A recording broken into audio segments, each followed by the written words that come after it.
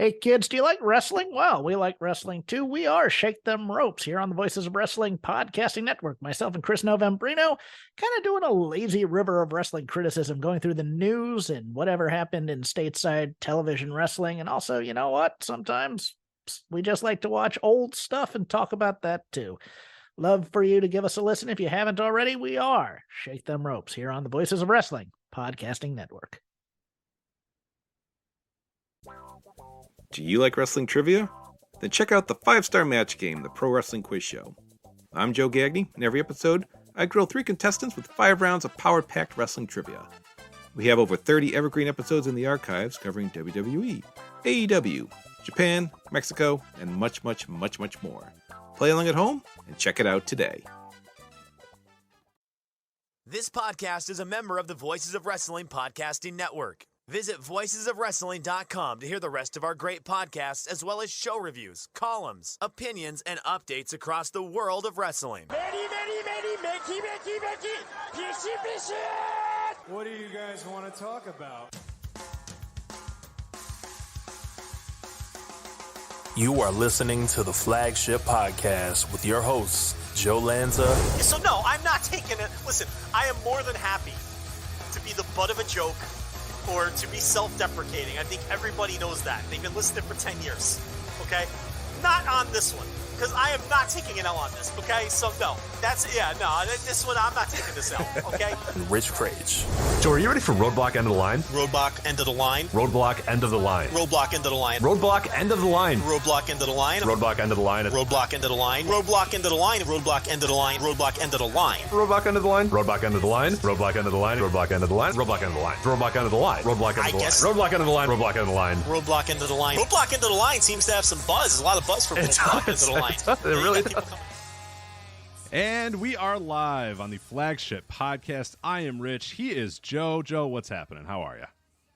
That Roadblock into the line opening is annoying as shit. It's almost as bad as the Money one. This will be it. This will be it for the Roadblock on the line. The joke is over now. It's 2 weeks old at this point, but I didn't get a chance to make a new intro. Yeah, the Money I think is still the all timer, where I did it. A lot of people enjoyed it. A lot of people hated it. I don't think you heard it the first week, but then the second week you heard it and you were like, "Oh dear God, Rich, what are you doing? You can't have that. It's horrifying. You can't be that. That can't be our intro. You have to take that off immediately." And it has since been buried and it may never be uncovered, but or maybe it will be. I don't know. When Money shows up in AEW one day, maybe we'll bring it back. But yeah, it is horrific. It is very annoying. But I think it sets us up. It sets up a new listener for 3 hours of annoying, people coming. I think it works out perfectly for the introduction to this show. It's loud, it's yelling, it's annoying. It works out perfectly, I think.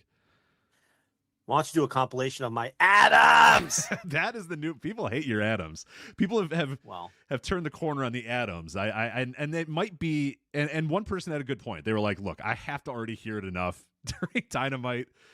Don't make it worse. Don't compound the Adams in my life. One Adam a week is more than enough." But I suppose we could do that. I throw them in randomly during the reviews now, specifically to annoy people, and it's to demonstrate how bad and annoying those pre-tapes are. I will stop when they stop. How about that? Oh, dear God. Oh no! Come on, Tony, please. For everyone's sake, Tony, please, come on. When Sports Entertainment Tony goes back to being Mid-South Tony, I will stop at random times. In fact, during this show, I may just randomly in the middle, you don't know when it's coming. So they're talking about NWA Swahili or whatever their pay-per-view's called, or the Sam Noah Haim. and we technically have another week until Sam Haim or whatever the hell it is. So we got a little bit next of time. week? This entire week, you had me depressed like hell that I had to compile the matches, set aside time to watch. No, we have one more week until the NWA show. No, this is Bound for Glory weekend, sir. But no, next week is the end. I spent a day and a half. I spent a day and a half watching all the NWA powers to prepare for the NWA Sack You Very Much or whatever it's called pay-per-view. Sam Hain. And it's Sam Hain, I believe is what it's called. I don't know what's the I don't know what that is, I guess. It's not pronounced how it's spelled. Oh, really? Oh, well. It's but you're telling me that's next week. That is indeed next week. Right. Yes. Do you know I spent so much time watching NWA Powers. Which, for the record, nobody makes you do. Well, listen, you got to put in the work, or you should, find something else to do. I watched so much NWA Power that I didn't even have time to watch Royal Quest in time for this show. And now you're telling me this pay-per-view is not until next week. Not until next weekend. Sorry. Which means you'll have one more Power to watch before this takes place. That's right. There's going to be one more that I need to watch. And I was wondering why I wasn't that strong of a go-home. Well, I mean, hold on a minute. That's never whatever their last the 75th or whatever, or maybe it was 76. I forget what year it was. Had a horrible go-home show. So it was awful. I wouldn't go all the way with like, oh well, that wasn't a good go-home show. Clearly now that is not the right. I would not expect a very, very good go-home show for Power this week. But hey, maybe they're motivated by the CW. We'll talk about that a little bit later. Well, I'm pot committed. Now I have to watch the one more episode that's left. Well, you got to tell me. You got to clue me in, and maybe I'll watch Power next week as well. You got to clue me in how we got to a Knights of the Round Table tables match between Blunt Force Trauma and Knox and Murdoch versus Blunt Force Trauma in a Kings of the Round Table tables match. Well, neither of those teams were on any of the episodes I watched. Over the last couple of days, so I don't have any idea. So I can't help you there. Shit. Well, but I genuinely thought that was this weekend. No. Why didn't you tell me at some point? Hey, that's next weekend. So you were excited about NWA. You wanted to talk about it last weekend. Last I show, thought it you was put it on the run sheet, and I was like, "Nah, Joe, we got time. We got time for NWA." You're like, "No, we should probably get to it." And I was like, I can run down the card if you want or whatever." And I fully planned on last week's show, at least diving into the card a little bit, talking it. We ended up not having to do that because we ended up filling it with other stuff.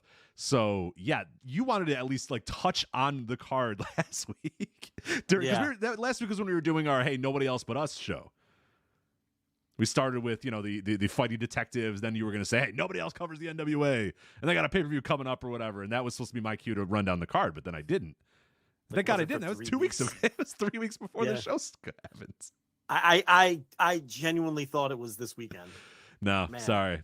I put off a Will Ospreay Zack Sabre Jr. match and a Shingo Ishii match. Yeah, I didn't get to it because I watched so much NWA this week. Luckily they don't have what was their they don't have Surge. NWA USA Surge anymore. Right? They don't have that either. Okay, that's gone. They don't have USA. They don't have Surge. They don't have Power Surge. All they have now is one Power each week, which is a lot, more palatable. But I guess now they're going to be on the CW. Do we just do that now since we're talking about it? I mean, yeah, we may as well. I've hinted at it once already. You've hinted at it once. Yeah, let's talk about it. Which and hey, this will let you pat yourself on the back a little bit as well, because some news came out this week that the NWA had signed with the CW, and House of Wrestling, Nick Hausman, was the one to have it. But we astutely pointed out on X, formerly known as Twitter, as well as on our Discord, that if you were a Flagship Patreon subscriber over at flagshippatreon.com, you knew that the NWA was signing with the CW in July 8th. Joe, you wrote this, quote, "The NWA has secured a deal with the CW television network. The deal is for what was described to us as a reality-type show. We were unable to confirm a start date or any other details other than they had been filming footage for the show for a number of weeks, and the filming is ongoing." On the July 1st Good Karma Wrestling podcast, NWA owner Billy Corgan discussed his ongoing efforts over the last few years to improve NWA's exposure by landing a television deal. While stopping short of announcing the CW deal, he hinted that, quote, "We have good news coming up." That was July 8th of 2023. Yeah, and this is one of those things where we're too small to be big and too big to be small. Because then Nick Hausman reports, I guess, the other day on October 12th, was it? I believe... No, October 12th, Corgan went on Busted Open. Yeah. I think it was yesterday, I want to say, at the CW, maybe 2 days ago. We're recording this on the 19th, obviously Thursday. We're streaming live here. Wednesday the 18th or something. Yeah, I believe it was Wednesday the 18th when he confirmed that indeed they had so signed Corgan with the goes CW. on Busted Open on the 12th last week and says he has 2 deals with a top 20 network. And then a week later, Hausman reports that the new shows, plural, will be on the CW, which, and then it's like, this happens a lot, and but everyone's like throwing flowers at the guy for breaking the story. And I'm like, oh, what about Lanza? I had this on July 8th. July 8th, a long time ago. It's not, when you told me, hey, not like I got, don't forget, Rich, I had that NWA stuff before. Why don't you let people know about it or tweet it out or whatever? I'm thinking, all right. And then you said it's in July. And I was like, oh, God, July? Really? I looked back and God damn it, there it is. Yeah, and it's like, no, and I'm not mad at Nick Hausman or anything. Like, he's doing his job, and I'm sure he's not subscribing to our Patreon. He don't know, and he had additional information, he had to, because there's more information now. It's fucking 6 months later, so it's like, or whatever, 4 months later. So yeah, now we know there's going to be 2 shows, the reality show and presumably just a straight, I guess, I don't know if it's going to be NWA Power or... Yeah, as far as I think that it was reported by Hausman that NWA Power would be one of the new shows on the CW, so the Power is just going to move over to CW, and then the other one is probably the one that you were alluding to earlier where, they were filming footage or whatever for a number of weeks, and that is the reality show behind the scenes of the NWA type stuff. So, Billy probably got a great... I mean, when that Netflix wrestlers thing came out about OVW... and it did pretty well. I'm sure Corgan, who was already obviously talking to those guys and already had it locked up and all that sort of stuff. Yeah. Now it seems like even better of a deal of like, hey, look, this is hot stuff right now. So he played his card right by doing this. And I don't know the deals in terms of who's paying what. How much is the CW paying NWA? Is it an ad split? Is it a time buy? I don't know any of that stuff, but I'll say for the NWA, and if you're Billy Corgan, getting on the CW, there's a lot worse things you could do with your television property than to get on the CW. Now, if he's paying through the nose to be on the CW, yeah, that's probably not good. I doubt he's paying through the nose to get it. Is he getting a $5 million television deal? I don't know. I have no idea. I mean, the CW did throw some money around over the last couple of months with some sports properties, so it's possible they do think that it's worth an investment and are putting stuff in there. But yeah, I don't know. I don't know enough about the CW's business or what was asked at the negotiating table. But all I know is it's a decent spot for the NWA to be. It's obviously much better than being on YouTube, for sure. So Corgan has been burying YouTube as a distribution method for wrestling for months now. So he's known this was coming. It makes me think that maybe Power will be moving exclusively to the CW. I think I think that was sort of, if not exactly reported, implied that NWA Power would be leaving YouTube and he something in the Hausman, I don't have it in front of me, but something that the NWA will still have, quote, some presence on YouTube, but Power will be probably just on the CW. So who knows? That's going to be clips and stuff like that. Well, it's going to be a big key. I mean, if it's exclusive, if the show moves exclusive to CW, that's a better sign for the quality of the deal than if it's just a re-air of the same thing you can get on YouTube, and plus the reality show. Now, the CW has pivoted from like young adult fare to they've been doing a lot of reality show type stuff already on that network. And as you kind of mentioned, they've also been pretty aggressive in trying to get into sports. Of course, they had the Live Golf, which was kind of a big news in sports. They had the Live Golf deal. I guess that was starting last year. That's fairly recent because Live Golf is a fairly new thing. Right. And then they've had college football this season as well. They bought some rights to ACC football. They did a reality show about IndyCar last year as well. I know there's some studio NFL show that they have as well. So they're clearly ramping up in that direction. Now, are they making money with it? I don't know. That's not my problem, but that's what they're doing. They're clearly ramping it up a little bit and throwing some sports properties on there. I think NASCAR as well. I should note, I believe NASCAR is going to have their Xfinity series, which is like their minor league or whatever. I believe that is moving over to the CW in, I want to say 2025 or 2026. I don't remember the exact. Okay, so look at this. Yeah, for people who don't know, that's kind of like the second tier NASCAR series, one right below the one that everybody cares about. They got like the third or second or third tier ACC level games for college football is what they got. It was the old package that was on like ESPN Plus, I think. Yeah, a lot of like UNC and stuff like that, I think is what I've seen on there. But well, hey, UNC's undefeated. So. Oh, they are? Okay. But they were. You can watch They them. win this week. I don't know. I don't follow enough, but they were undefeated coming into this week anyway. But I don't see a lot of Clemson. I'm looking at their schedule. I don't see a whole lot of Clemson on here. That's all. No, yeah, that's my point. Yeah, it's like the second tier ACC games that were previously on ESPN Plus or something like that, and then the Live Golf, which of course is not the PGA Golf, it's the Live Golf, which is the second tier professional golf league, and now they're the NWA, which is like your fourth or fifth tier major league pro wrestling. Actually, that's a fun exercise. So WWE would be number 1, and AEW would be number 2. Yeah. In the United States, are we going Impact number 3? Are we going New Japan number 3? I mean, what are we doing? I mean, I'll say Impact Wrestling filled to the brim Cicero Stadium this weekend. Sold out. No tickets available. Super no vacancy. Can't even get a free ticket. I even asked if I could get a ticket for somebody else, and I was told no. They may have oversold it. So I don't know. They're distribution wise, I'd say probably Impact, but I think we're getting. I think we're getting kind of. Well, they're on the same network on the same night. Impact is on 2 hours earlier and usually does like 10 to 20,000 more viewers. Right. I was trying to think of like live event draw as well. Impact probably on average, because New Japan is so they only come for, I don't know. I would say probably Impact be number 3. New Japan's going to sell more tickets than Impact in the United States. Yeah. Right. Mm-hmm. Yeah, I don't know. Yeah, I guess it depends if you weigh live ticket versus ratings type of stuff. I don't know. That's pay-per-view buys, that sort of stuff. It might be a toss-up between New Japan and Impact. Maybe even a tie, honestly. Well, they'd be 3 and 4 then, right? Yeah, I think definitively they'd be 3 and 4. And for the record, if somebody says, "What about Ring of Honor?" I'm counting AEW and Ring of Honor. They're the same fucking company, right? I can't consider Ring of Honor its own thing right now. No. I wish I could. I thought it would be its own thing. All right, we'll talk about that later. Doesn't seem to be. Let's leave them out of it. So then it would come down to, would you go MLW or would you go NWA? Both of them will be large discussion points on this here show. You got to go NWA. You got to go NWA with the Corgan money, with the pay-per-views, the live events. Yeah, I got to go NWA. I got to go NWA above MLW. Yeah, I don't want to hear about WoW. What station's MLW on anymore?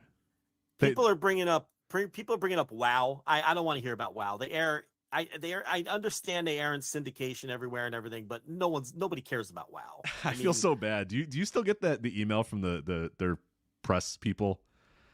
Yeah, I just delete them before I even read them. I get up, and it's like Jill or something, and she's like, "Hey, Rich, here you go. Here's the screener for like WoW episode 204." I'm just like, delete. It's like, I kind of want to tell her, don't bother. I kind of want to tell her, it's all right, but like I'm always like, well, I don't know. What if one day I do want to watch? I'm never gonna watch it. Why don't I just tell them? Watch that. Like what? They're on gonna click.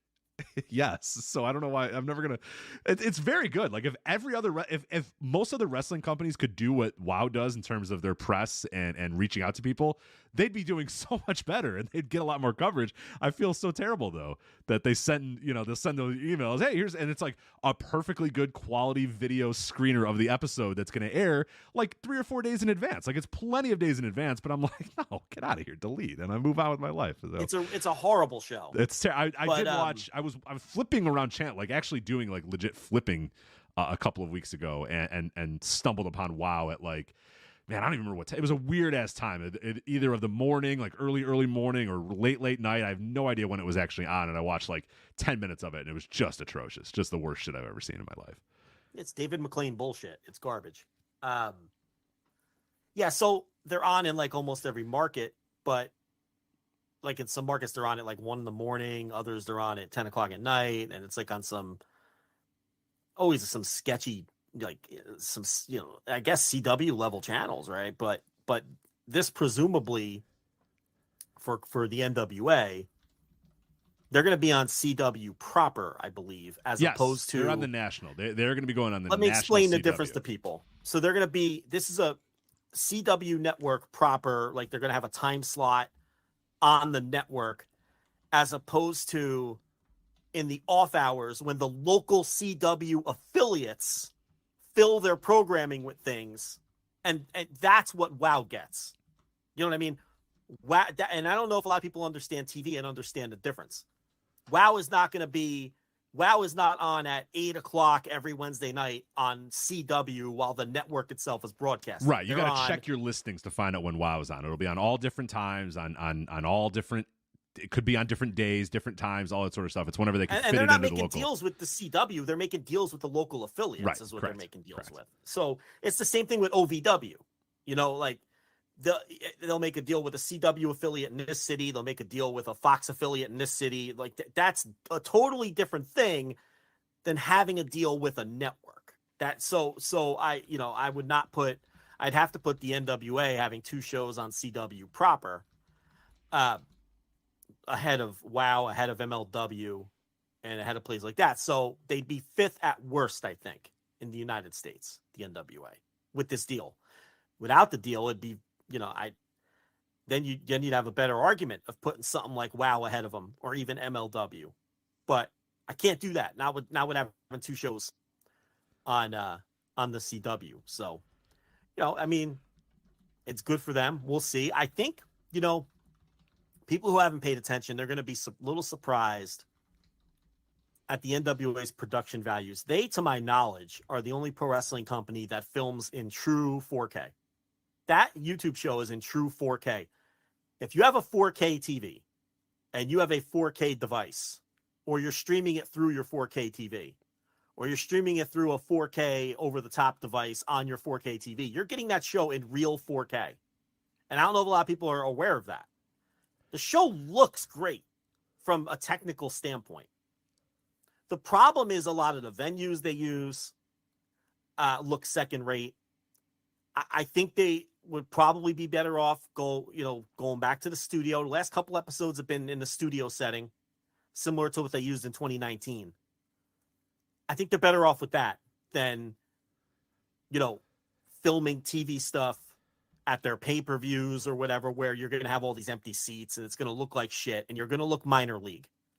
Where if you fill it in the studio and you have 75 of your most dedicated fans or whatever making a lot of noise, then at least it doesn't come off like a super minor league product. Right. And given the amount of fans they've had at recent shows, there was a while there where they would go on the road and we would come on the show and be like, oh my God, can you believe that they got X amount of people in St. Louis? Or, the last couple of shows, the last times they've gone on the road and traveled places, it's been very empty, very weird venues, very empty venues. So yeah, if that's going to be the case, if you're not going to be able to draw as well on the road as they were a couple of years ago, then yeah, just throw that thing in a studio and light it up and make it look really good, because their studio stuff always looked great. I'd never had an issue with the way that the show looked in the the NWA studio or whatever. I forget if they had a kitschy name for it or whatever, but no, the studio stuff was always really, really good for NWA, and I think it makes the product. Yes, you're in a studio and a little confined or whatever for the TV, but I don't know. I think it makes it look better than just an empty building with people that don't seem to care that much and like some indie level room like that. That's no good. I think that looks worse. I think it honestly looks worse than having 70 people screaming and shouting and a good looking set. That's my point. Yeah, I'd rather be in the studio, because then at least you come across unique. Like, you still are going to come across second rate to WWE and AEW, but at least you have a unique look and it looks way more professional than being unable to fill a hotel annex room or some random indie level gym or something, big cavernous space with 100 fans there and a bunch of empty seats visible on camera. But I'm dying over here. I need a sip of the Z. Hold on. take a sip. Yeah, take a sip of the Z. But yeah, so I don't know. I guess we'll have to wait and see what kind of time slots they get, what nights they're going to be on. There's not a lot of real estate where you're going to go unopposed with other wrestling these days either. That's the thing. And, I'm sure that the rating expectations aren't going to be through the roof or anything like that. And the thing with like the deals that WoW and OVW get, and like ROH when they were on Sinclair was the same kind of deal. The Sinclair channels would have them on at all inconsistent times or whatever, is you look and you see the total viewership and you'll be like, oh, 278,000 people watched WoW this week, right? But like literally no one talks about it. There is. So you would be convinced it's like, only TVs that were like left on and people forgot. That's it's what not I was going to say. Like fans. people, it's like people falling asleep in front of their TV or people who aren't really wrestling fans. It's just late at night and they're insomniacs and they're just putting on whatever. It's I love that the common WoW wrestling fan is just somebody who fell asleep or an insomniac who has nothing better to do than to watch, David McClay wrestling. But you're right. I haven't heard one person ever who talks about it ever say anything about WoW. Yeah, and that's not even just like an R circle thing. Like nobody, zero. Is there a corner of Twitter that talk about WoW? I don't know or care, to be honest. Is there Twitter. any maybe it's a media Blue outlet? Sky? Maybe it's a Blue Sky thing. The WoW fans, maybe they're all in Blue Sky. Is there any media outlet that covers it on a weekly basis and discuss? No one pays attention. So then it becomes, what are those 278,000 viewers worth? Right. Well, I guess they're able to sell some ads. I guess you can sell it to these local affiliates and say, hey, we can give you 250,000. And I'm just throwing numbers out there. I know Thurston reports it. I haven't looked at the recent WoW numbers. Forgive me. But you can go to these of the affiliate in Des Moines, Iowa and say, hey, look, we can deliver you 250. Well, that's 250,000 total. We can deliver you, 15,000 people in Des Moines. Not even that. Yeah, probably when you not. really break it down, whatever. When you really break it down, they're doing a couple thousand viewers in these cities, and then they sell like, 250,000 people watch this, and it'll do better than whatever you're airing, before the infomercials come on, because you're going to pick the infomercials because they're paying you. You know what I mean? So it's like, I don't know. So I wasn't intending this to be a WoW bash session, but that's why. It's not the same. And I'm not sure how many people understand, because they're going to say, oh, well, WoW is on CW too. No, well, not really. Not really. It's syndicated on your local CW, which is different than being on CW, which is what this NWA deal presumably is. Right. I unless Corgan's unless he's pulling a Court Bauer, and this is a series of syndicated deals, which would be fucking hilarious if he was pulling a Court and this thing turns out to be, but I don't think it's going to be. I don't think so either. I think that you can sell the reality show. I think there's some value in that. Like I said, CW, they ran like the 100 Days to Indy. It was an IndyCar documentary about guys in the lead up to the Indianapolis 500 or whatever. And it was a good show, and I think it got okay ratings or whatever. So yeah, it makes sense that they would want the reality show aspect of this. And then it's probably a pretty minimal deal for the reality show, which now, especially with the Netflix thing, a network might kick the tires on. And then, hey, we also have this other property, and them going, yeah, sure, whatever. Like, I think the reality show is probably the more important part of this package, but the NWA Power is a nice little add-on. I don't think. I would be shocked if it was a time buy. I'd be shocked if it was a syndicated buy. It's Billy Corgan. Billy Corgan walks into your room. It's on the network. Yeah, I think it's on the network. They're willing to at least, I don't think they're spending, like, again, we're not talking.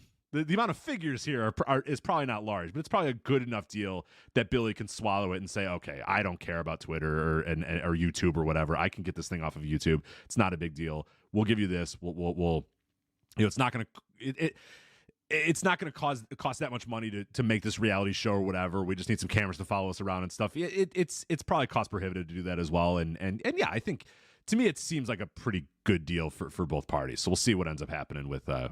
Yeah. But no, I'd be stunned if it was a time buy or anything like the MLW. No, this is going to be on the network proper, and he's got it looks like about 2 hours if each show is an hour. So for a promotion of the NWA size, it's a notable deal. I'm looking to see if WrestleNomics, the last time they promoted, last time he reported. All right, here we go. The last update for Women of Wrestling was October 6th. The October 6th show did 240,000 viewers and a 0.05. That was the lowest viewership since March 19th. The August 13th show did 357,000 viewers and a 0.1. The August 20th show did 428,000 viewers and a 0.1. That was a new high for total viewership, and it tied their all-time high for 18 to 49 from the previous week, obviously. August 27th did 275,000 viewers and a 0.05. Same numbers the next week, September 3rd. I'm not going to read all these. And the most recent one he has is September 24th. The next few were all like in the 250 range until September 24th. They did 324,000 viewers in the 0.06. So it varies wildly. I mean, they peak over 400,000 viewers, but they generally settle right around where I said, around 260,000 viewers a week and around a 0.04 or a 0.05. And that's airing, at dramatically different times in every market and whatnot. For comparison points, here's some numbers for Impact in New Japan, the most recent numbers. So on September 28th, Impact did 126,000 viewers in a 0.03. New Japan did 84,000 viewers in a 0.02. And then on October 5th, the most recent numbers we have, Impact did 110,000 viewers in a 0.01, and New Japan did 45,000 viewers in a 0.01, which were both very low numbers for that show. Those are rough. That New Japan number is not good. Oh boy, I didn't realize it had gotten that low. Man. Well, that's an atypical. It goes that low sometimes, but it doesn't typically go that low. And New Japan, it's funny. A lot of it's the match. When it's a good match that people know is a good match, right. It pops. That's exactly it. The New Japan show is actually influenced in relation to the total numbers of viewers they're doing by what they have on it. If it's a G1 final or something like that, it'll typically do more. Like, for example, they averaged in September 70,000 viewers a week and a 0.01. So the 45,000 they did in the first week of October was atypical. That would, to give you an example, if they average 45,000 viewers in October, it'll easily be the lowest average they've had for a month in a year in 12 months. So the 45,000 is one of the lowest numbers they've probably done in quite a while. They generally, high end, they've averaged 70,000 in September. Remember, it airs at 10 p.m. on Axis. They're usually in the 60,000 range as an average for the month, where Impact is in the low 100,000s. 113,000 in September, 113,000 in August. And Impact's actually doing very well because you go back to November, December 2022, they were averaging around 80,000 viewers. Yeah, there's some momentum there. I think people would probably be surprised by that, but I think there's a little bit more momentum and Impact than people think right now. I don't know if it's the Trinity thing. I don't know if it's just a solid, stable roster of talent that they've had for a while, and the high end level of talent has kind of stayed. Your Josh Alexanders have hung around. Obviously, Shelley and Saban pushing them. Like, it does feel, because it felt like for a very, very long time it was just kind of like the guy of the month or the guy of the 6 months or whatever. Okay, it's this guy for a little bit, and then he's going to go away and he's going to leave or whatever. And they've had a pretty solid, stable, main event scene. And then you add the Trinity stuff in there. I think Impact has slowly kind of rebuilt itself into, I think pretty solidly. Now that you read those numbers off, I would say I'd probably pretty solidly put them 3 over New Japan. Here's what I'll demonstrate for you. The point I was making earlier with New Japan. In September, which presumably when they were airing G1 stuff, right? Because it's a couple weeks behind and G1 is in August, right? Right. I would assume so.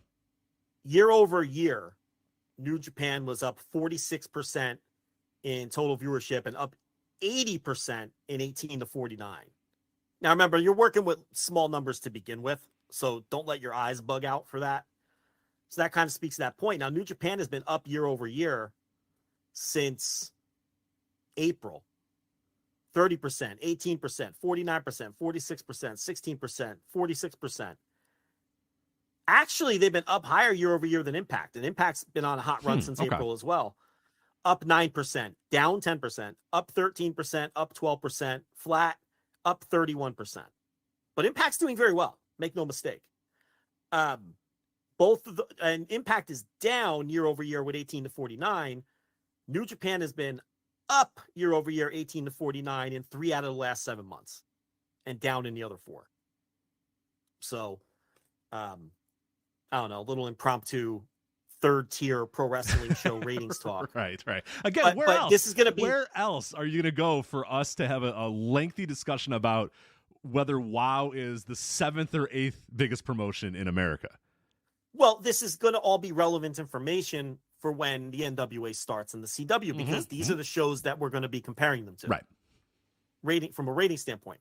Like, you're going to see a lot of dumb discourse where people are like, that show, compare that to SmackDown. Like, why? Like, why would you do reason? that? Yeah, for what reason? But people will do that. Like, you have to compare it to WoW and the shows on Axis, and those are your sports people points. aren't looking at the growth of WNBA ratings, which has done well. The WNBA is definitely has momentum in terms of attendance and ticket sales and ratings or whatever. Nobody looks at, hey, the WNBA is up X percent, but it's nothing compared to the NFL. It's like, well, no shit, dude. Like, no one's comparing it to the NFL. That's not the point. The WNBA isn't going, hell, we're nowhere near the NFL. God damn it.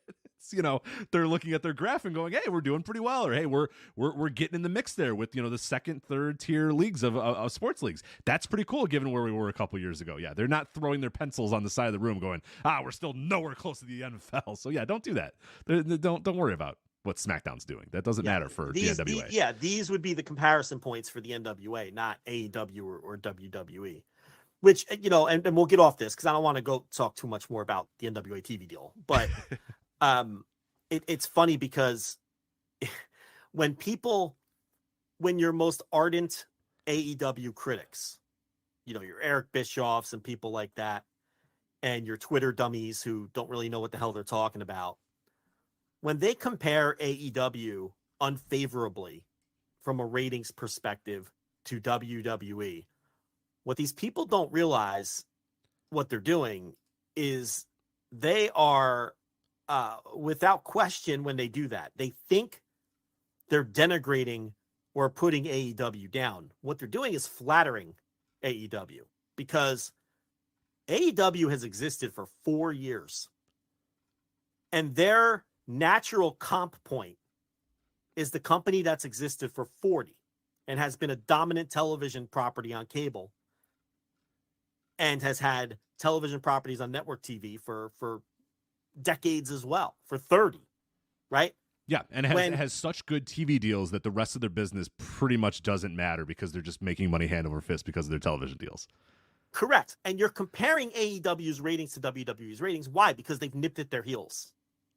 When Punk first came in the company, AEW has been so wildly successful that these people are comparing them to WWE because it's close enough to do that.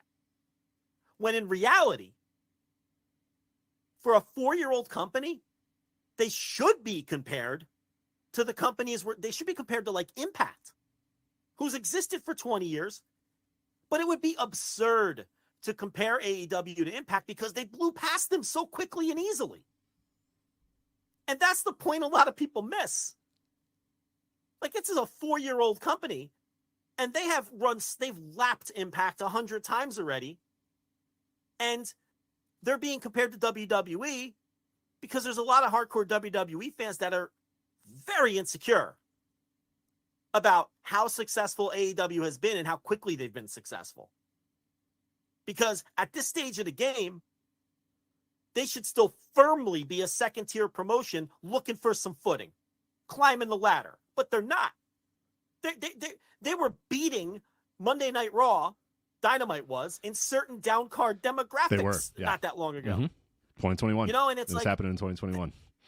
And that's the funny thing. It's like you're inadvertently, you don't even realize that you're inadvertently flattering this startup company, which is what they are, by comparing them to a company that's existed for 40 years and has been a television force for 3 decades on a national level. 4 years already there. So that's an interesting thing too, that so many people never, think about or talk about. But, if you compare them at the fair comp, and it's not fair would be to compare them to Impact. And Impact's existed for 20 years. Impact should have a massive edge. So this is why all this stuff, and we'll see the next round of television deals and all that. But, anyone who doesn't think AEW is just a wildly, massively, and quickly successful company either is ignorant and doesn't know what they're talking about, which is the vast majority of the people who do that, or, running the grift. And we know who all those people are too. So anyway, that's a very successful grift, believe it or not. It is. It's extremely successful. That I wish wasn't as successful as it is, but is extremely successful for the people that run it. And it's easy. It's an easy grift too.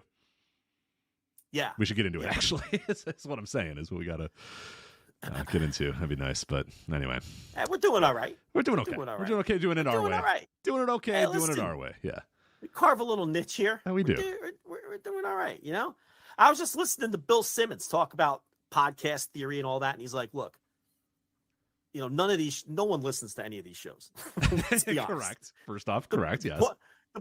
What you need to do though is find your little area, find your turf. Yep. Mm-hmm. Find a little section of the turf that can be yours. That's the key. That's what we've always said from day one. Okay, and that's someone that, as a podcaster, I'm going to listen to what they have to say because, he's a billionaire and he pivoted to audio and podcasting, you know, before a lot of people did. You know, a lot of these wrestling podcasters, they get in this little circle jerk and they talk about, what it takes to succeed in this space. And none of these people are making $0. And why would they list they're circle jerking each other and talking about how great they are and patting each other on the back. Meanwhile, they're slapping the alarm clock and you know, they're not making any money. They're not making any money doing this. You need to listen to people who are successful. And the vast majority of those people are outside of wrestling. They're not in this space, as these people love to pound home all the time. There's no one in this space. There's like 8 people really in this space that's making money. So yeah, you should probably go outside generous. Of yeah, maybe that's pretty generous. Yeah, you should go outside of this space for sure. Yeah, you know. So anyway, you know, that's now I'm sideswiping all the other wrestling podcasters. But hey, you know what? What would where this show be? Where if else we but here? So, where else but here? That's the mantra for this month on the flagship. But while we're talking about that, hey, let's talk about flagshippatreon.com. So we have some really, really cool stuff going on there right now. We talked about it a little bit at the end of the show last week. But our Hall of Fame, our Wrestling Observer Hall of Fame audio is ongoing right now. We have an introduction up there. We have an incredible episode. Nothing but rave reviews about this one. An episode that when it completed, Joe and I both messaged each other and said, wow, that was great. Or holy shit, that was good. It is a Mexico region a show that we did. Would you call it one of the best things? I called it one of the best things that we've ever done. One of the best things we ever recorded. Audio. Would you agree with that, or I don't know? Does that seem like too much? It was really great Hall of Fame audio, and you know, Roy delivered in a big time spot. Yeah, Roy Lucia, by the way, it was our guest on that. And if you do not know who Roy is, you're going to know who Roy is after this, and you should know who Roy is. Because Roy is tremendously important to the wrestling world. And I never heard him do audio, so you don't know what you're going to get. You know what I mean? It's like we had Case Lowe on for Japan, and his show was great. And that show is getting rave reviews. And anyone who comes after these two shows has got their work cut out for them. But it's like, we know that Case has been doing audio for years.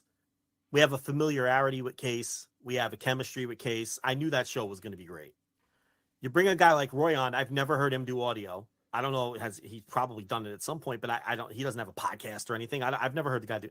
We've never had a conversation with the guy in our life.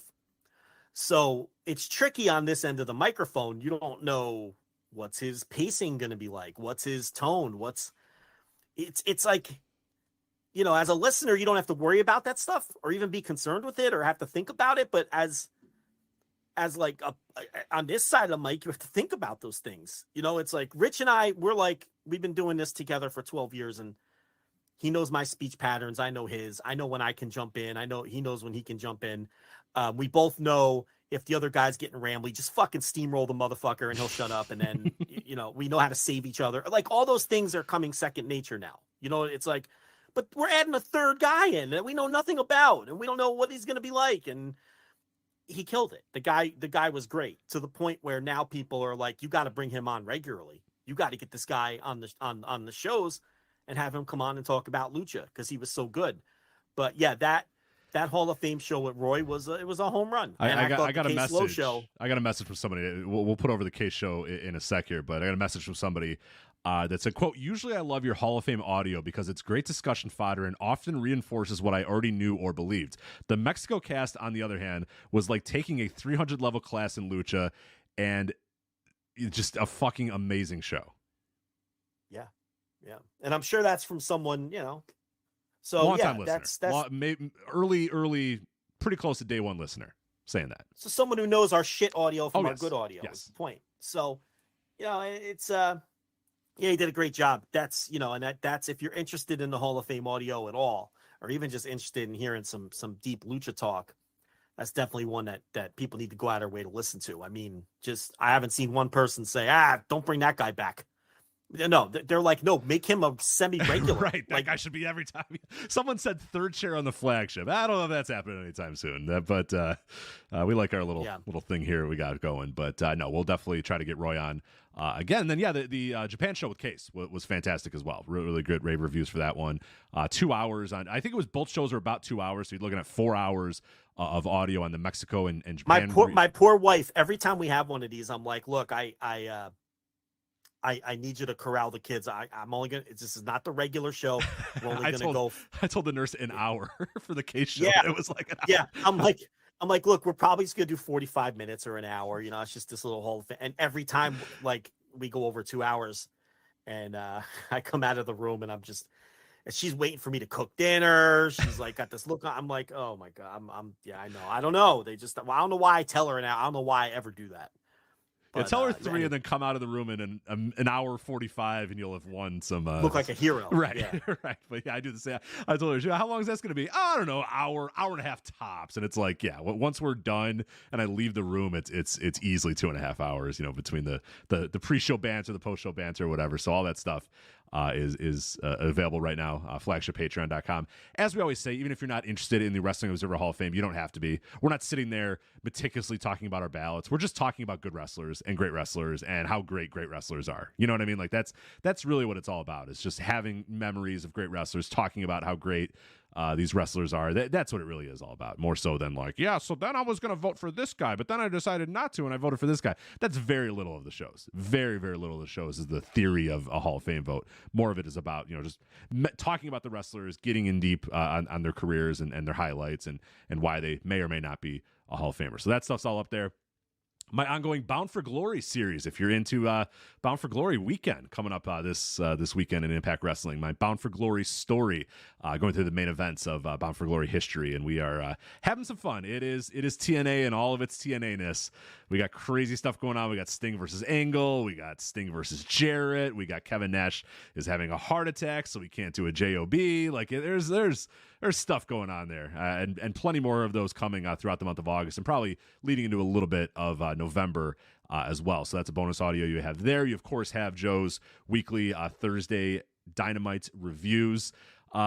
Rave-ish reviews for this week's show. I know a lot of people getting upset, but you're having some hard talks about what's going on with AEW. Well, I mean, the listeners loved it. I mean, I got people in the chat right now saying how great the show was. Yeah. People that know what we do and what we talk about and what our people actual who understand what we do. Yeah, that's right.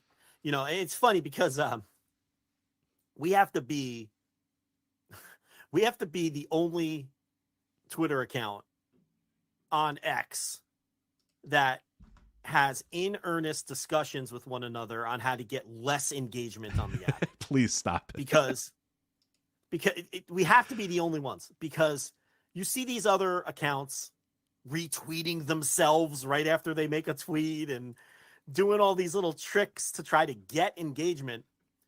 Well, ever since Elon Musk changed the deal around with links to where you get your headline and then a picture, and then you have to click the picture to go to the article, right? Like the links aren't in the tweets anymore. Links don't look. They used to have a little box around them, and it would have the headline and a little bit of the meta description or whatever, and it was very obvious to anybody looking at that was a link. But now you get a headline and a picture with a little bit on the bottom left that says Voices of Wrestling. But most people, if you're just scrolling, looking around, you're not going to know that, and yet the headline now looks like your opinion, and we don't want that. So it looks like we're tweeting opinions again, because people don't realize that they're links to stories on the site or stories from the Patreon. And as a result, the tweets are getting engagement again, right?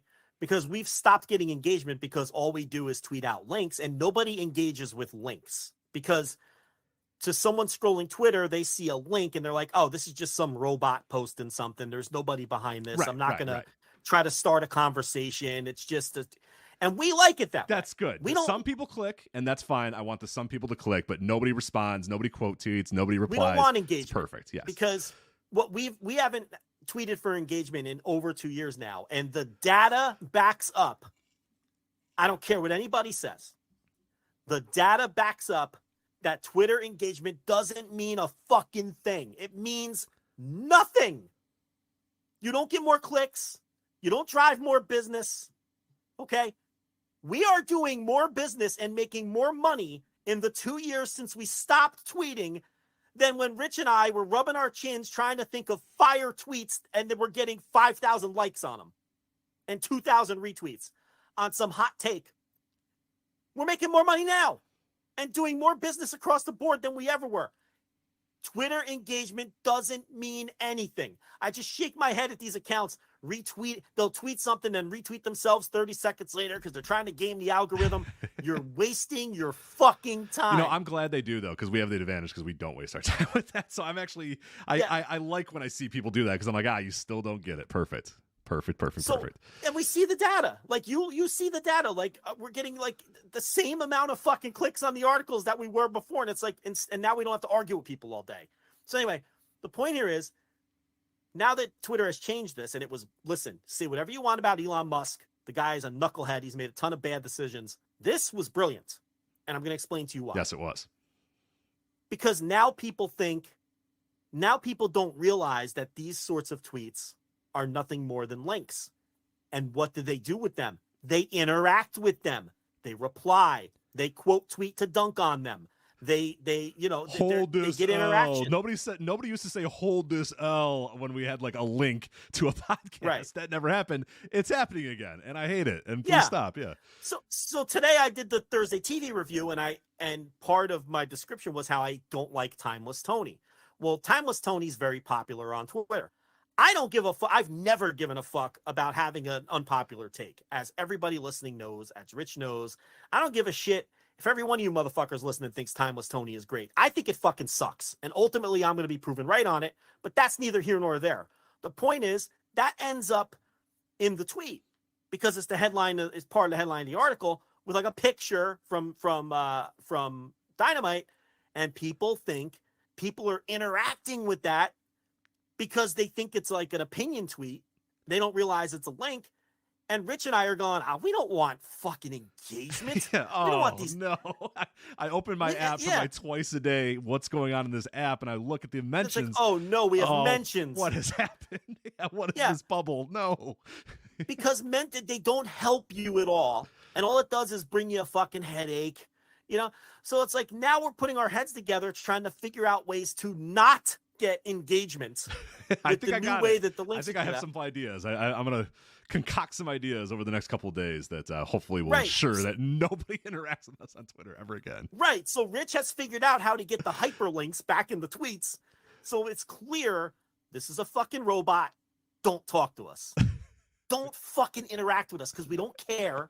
Right. We're not going to talk to you. We're not going to argue with you. Okay? We don't give a shit what you think. Trash take, bro. Cool. Yeah, great. Awesome. How's your territory doing is what I have to say to that. The best is when it's Who'd you ever beat? Rich. Who'd you ever beat?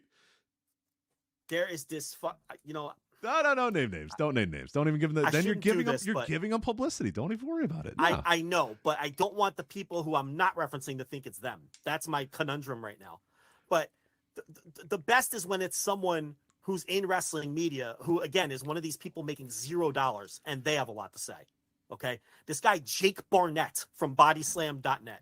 Listen, pal, don't you be quote tweeting me with a pile of garbage and Jeff Goldblum when you make $0. When you're slapping an alarm clock and going to a job, I don't want to hear from you. You know what I mean? It's like, you can't tell me how are your takes doing, sir? How are you doing with your quote tweet that also gets 0 engagement, that gets 1 like, and it's from your mother. Okay, how you doing? No one needs to hear from you. That's why we don't want interaction. Just don't fucking engage our tweets. Please, don't do I'm it. begging you. We don't care. We don't want it. We're not interested in what you think. Okay, and it doesn't lead to more of you clicking the links, which is ultimately the only point. And soon Twitter's going to be dead anyway. It doesn't make a difference. I swear that someday it's finally going to die. You keep telling me it's going to die, and God damn it, it still lives. But yeah, it's. God, I only mention that guy because he used to argue with me all the time. I do remember that one. Yeah. So I haven't had a good old fashioned burial in a while. No, because we're not on there. We're not on there anymore. So yeah, well, he provoked it. I mean, he shot first. Greedo shot first, right? I guess he shot first. Well, no, not the new ones. No, and the new ones, no. There's a whole generation that does not know that, Joe. Right, but my point is, I would have never thought of that man ever again if he didn't come at us. You know. So, man, you could feel those old 2016 fires burning, though, right? Calm down, buddy. Jeez. Jesus. Reel it in, pal. You're back. Yeah. Locked and loaded, man. There we go. Yeah, I am back. Jesus Christ. But, yeah, that is at flagshippatreon.com, the Thursday TV reviews. Bound for Glory story, match of the week, written stuff, news stories like the NWA signing with the CW that you knew in July. If you listened to the show, you also knew that Yuya Uemura was not leaving New Japan and was going to come back to that company. That was in that same update in July. Obviously, that took a couple of months to find out if that was actually going to come to fruition. So that stuff is all up there. Plenty of stuff available. $5 tier, $10 tier unlocks everything, including the live shows as well, instant reaction lives for all the major AEW pay-per-views and Ring of Honor and all that other stuff. They're saying in the chat that Han shot first. I know that. I'm Han in this scenario. I'm saying that guy's Greedo. Like Greedo shot first is what I'm saying. I'm the good guy here. I understand that Han shot first and then they changed it, which is bullshit because that doesn't fit the character. Oh, I'm the one who does the McClunky gimmick at the end of my fucking. You're a McClunky guy. Yeah, you're McClunky. Yeah. You don't gotta tell me what they changed. I'm well aware. I laugh at you nerds, but I know it all too. Yeah, your comic talk got a lot of people excited for nerd Joe Lanza. Neymar. No, that's the soccer guy. I think Neymar's the soccer guy, I believe. Yeah. Yeah. Doesn't he play for Brazil? Like, what do we? We're not doing that again. We're not doing the soccer show again. But no, he's. I'm saying Neymar is the Brazil, but he's also Submariner. Same. Yeah, sort of the same. And then there's Nomar, who played shortstop for the Red Sox. Yeah, of course, Nomar. Yeah. Nomar. Brief run with the Mia Hamm. Mia Hamm, of course. Bring it full circle. Married to Mia Hamm, who apparently played soccer too. What do you mean apparently? Mia Hamm was a big time soccer player. I know who she is, but if you think I watched 1 second of women's soccer in my life, I would. But I know. You know what? I would venture to guess that you watched. There was the one World Cup that everybody watched. I assure you, I didn't watch a single minute. Rich, I don't even watch men's soccer. Why would I watch women's soccer? All right, I suppose that's true. The way you pointed out is. I look, if the men's World Cup comes around, you don't remember what was it? The famous Brandy Chastain, taking the shirt off in celebration. Like you watched that. No, I remember that, and I know who all these people are because I'm part of the. But you weren't culture. Like sitting down, with your pints. But if you think I was exactly watching your World Cup, yeah, right. I would rather do literally anything else than watch women's soccer. I mean, I'm not sitting down to watch, but I know who they are. Right. You know everybody involved, yeah. Rapinoe just retired, right? Yes, she did. Yes. And for people thinking, Joe must be sexist. No, you also don't watch you don't watch men's soccer either. You'd rather be chained to a chair than to watch. I'll watch a little men's World Cup, and you know what? I've gotten into the fucking Eurovision or the Euro. Not the Eurovision's the singing competition. The Euro Cup gimmick too that they do every few years that isn't the word. You don't even know what I'm talking about. UEFA, right? No, the European one. The European specific one. It's the European one, isn't it? Is it? I don't know. I don't think so. You tell me. So I watch that too because Italy. I get into that. I get into to Italy. And I'll bet on it. You got to root on the homeland, yeah.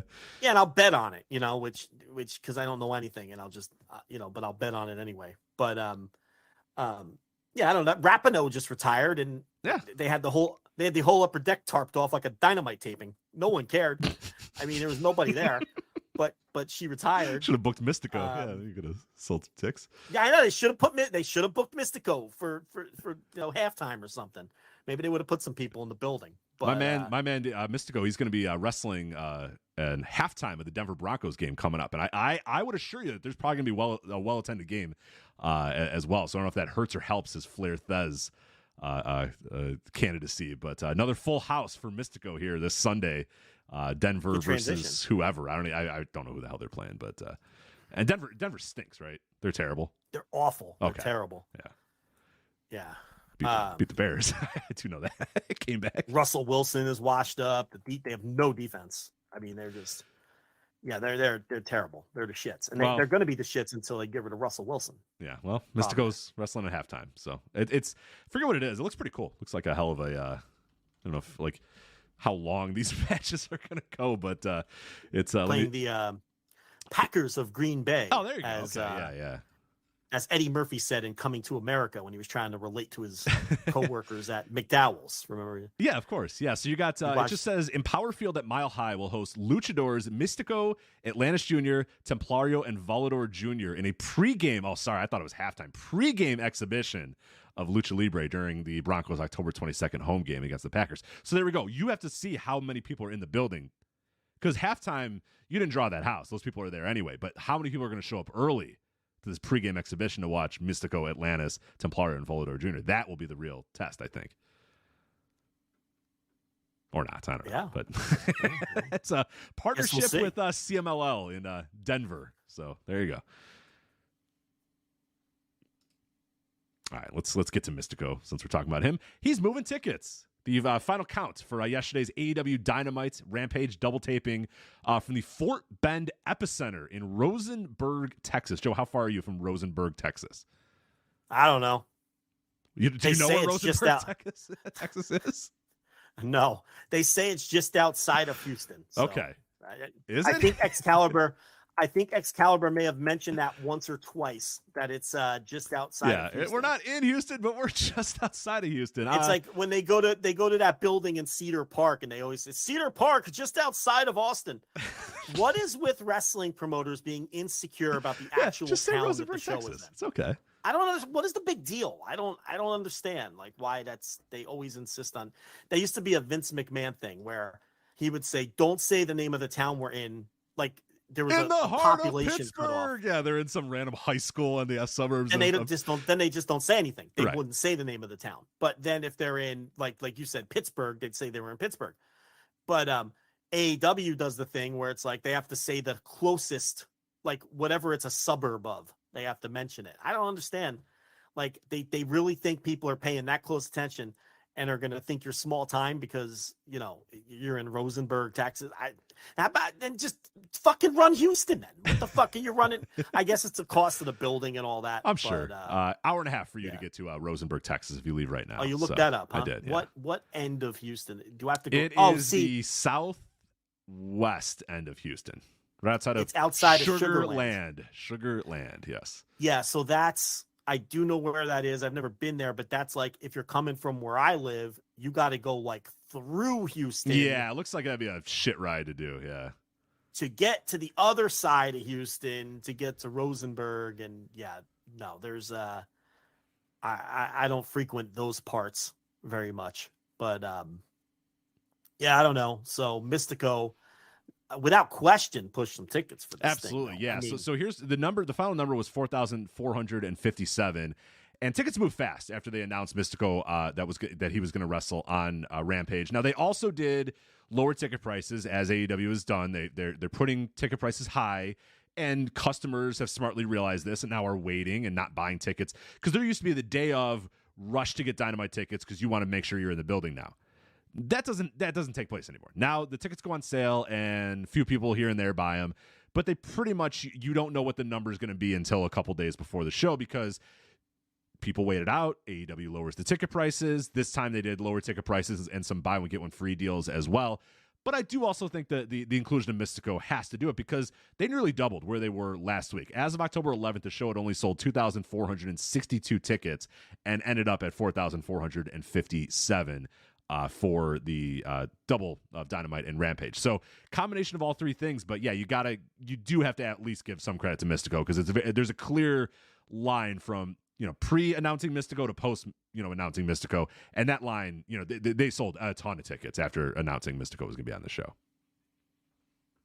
Yeah, and it wasn't just the usual lowered ticket prices, and all that has a factor too, but it was above and beyond what they normally do when they lower the ticket prices at the end and all those sorts of things. So he had a meaningful effect on the tickets. So it was a savvy move to put him on there. Now, Because, for the record, they lower ticket prices and do buy one, get one free deals on most of these things, and they're not doubling their attendance in a week. So, right. You know what I mean? So it was definitely the fact he was on it too had a lot to do with it.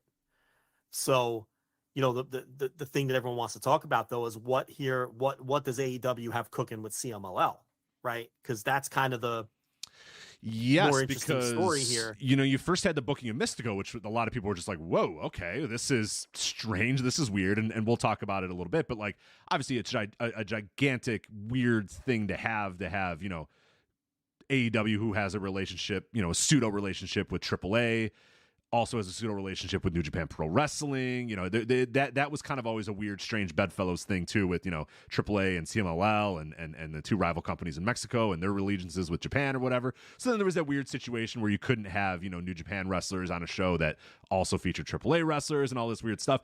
And then here they go, boom, booking Mistico, and then follow that up the next day with the discussion that Tony kind of met with officials from CMLL, and that this appears to be something else going on. So what do you got there? Well, here's what people have to remember, and I talked to a bunch of people this week, and are getting similar stories and similar takes and similar interpretations from everyone. What people have to remember here is there is no formal relationship between AEW and AAA. That's number one. There might be it's a loose affiliation at this point, basically loose agreements or whatever between Conan and Tony Khan or whatnot. And the other very important piece here is that the vast majority of AAA talent that works regularly for AEW is under AEW contract and is not under AAA contract.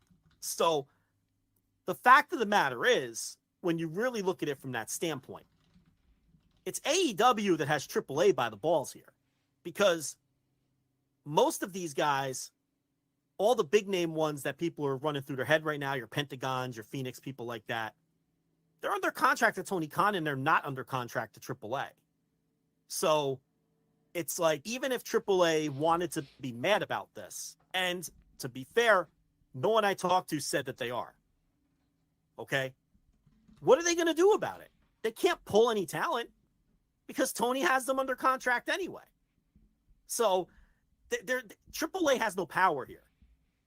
Even if they were upset, and even if they didn't want AEW doing business with CMLL, there's nothing they can do about it, and they have no power. Now, from what I understand, no one I talked to has suggested to me that this is something that AAA would be particularly annoyed about, to the point they don't want to work with AEW anymore anyway. But even if they were, they had no power anyway. Now, as far as the CMLL AEW relationship, obviously Rocky Romero is going to be at the center of this. This guy, all of a sudden, over the last year or so, mover and a shaker, man, a major power broker in pro wrestling. Whether he as the key go-between with Tony Khan and Gato and the New Japan office is Rocky Romero. And now Rocky working all these CMLL shows and being a big star down there for them this year. And now, look, CMLL obviously loves the idea. They're putting out releases and everything talking about it, of having a relationship with a big time American company again. And Rocky Romero is at the center of that. Now, is CMLL going to want their wrestlers in the same matches as the AAA wrestlers, or the Tony's AAA wrestlers that work both companies? No, they're not going to want that.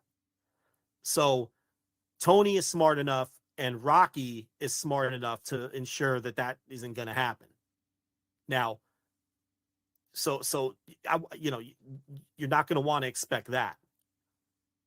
Is something more formal going to come down the pike? No one seems to know.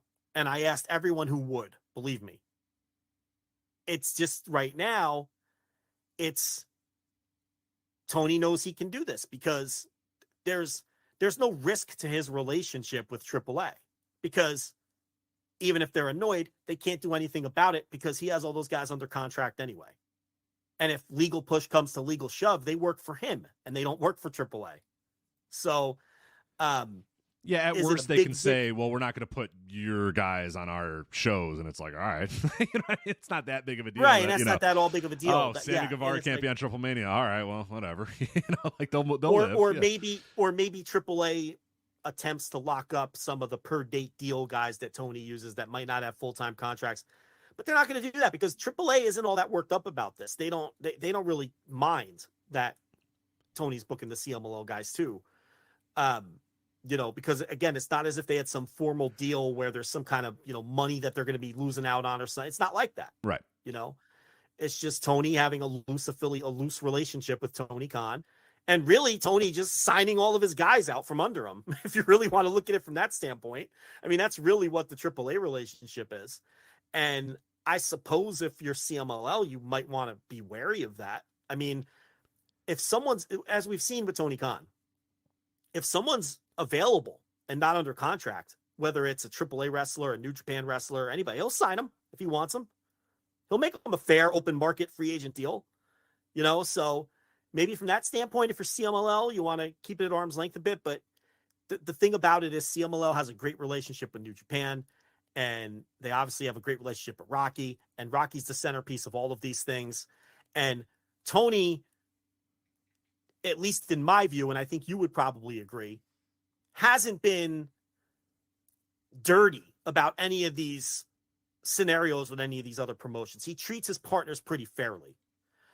You could say it got a little contentious with the NWA because I think when Tony helped with the Empower pay-per-view, the all-women's pay-per-view, by providing some talent and maybe even providing some money, and he didn't feel like Billy Corgan credited him enough for that. Right.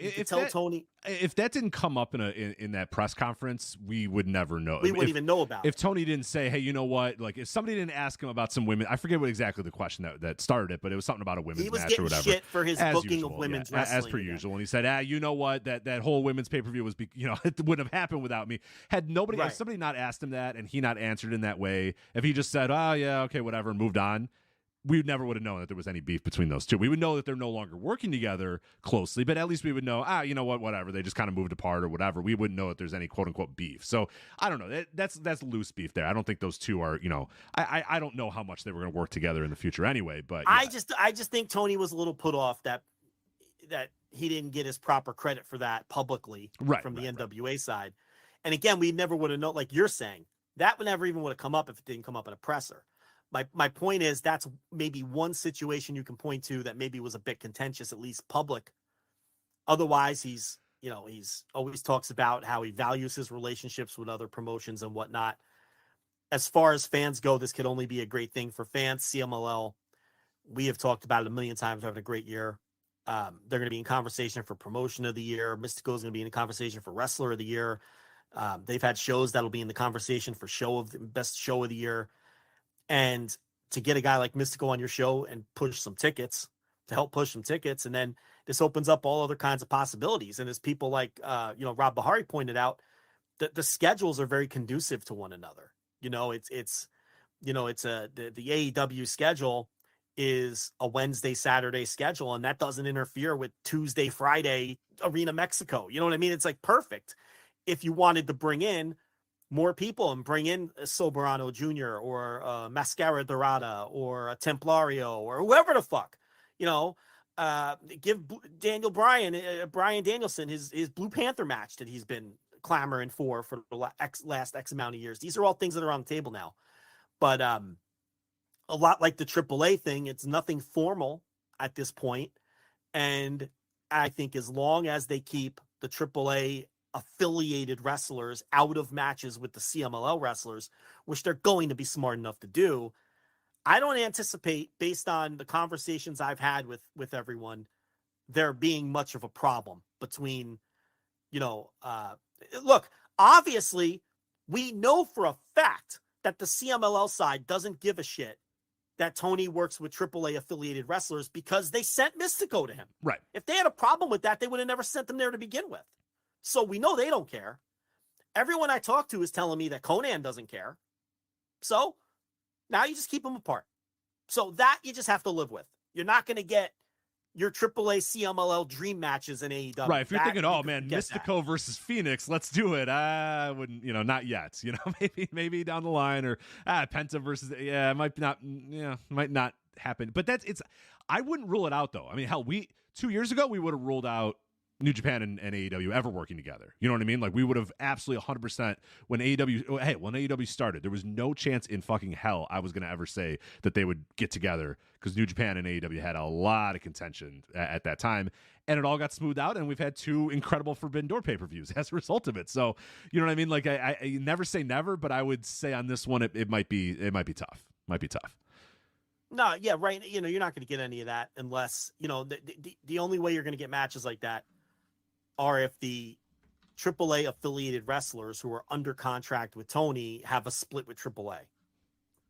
And then they're free to do whatever they want. And you don't have to worry about any political ramifications or anything like that. At that point, they can go work for CMLL. I guess Phoenix did actually leave AAA, for people that are going to say, Phoenix left AAA. I think I forget if it was actually like an official thing. Yeah, they stripped him of a title and everything. Yeah, so before people get on me, I know. But it's those guys. It's still probably something you're not going to want to listen. You're not going to want to fuck with that and book Phoenix against some CMLL wrestler and risk pissing everybody off. And, they're going to be smart about this.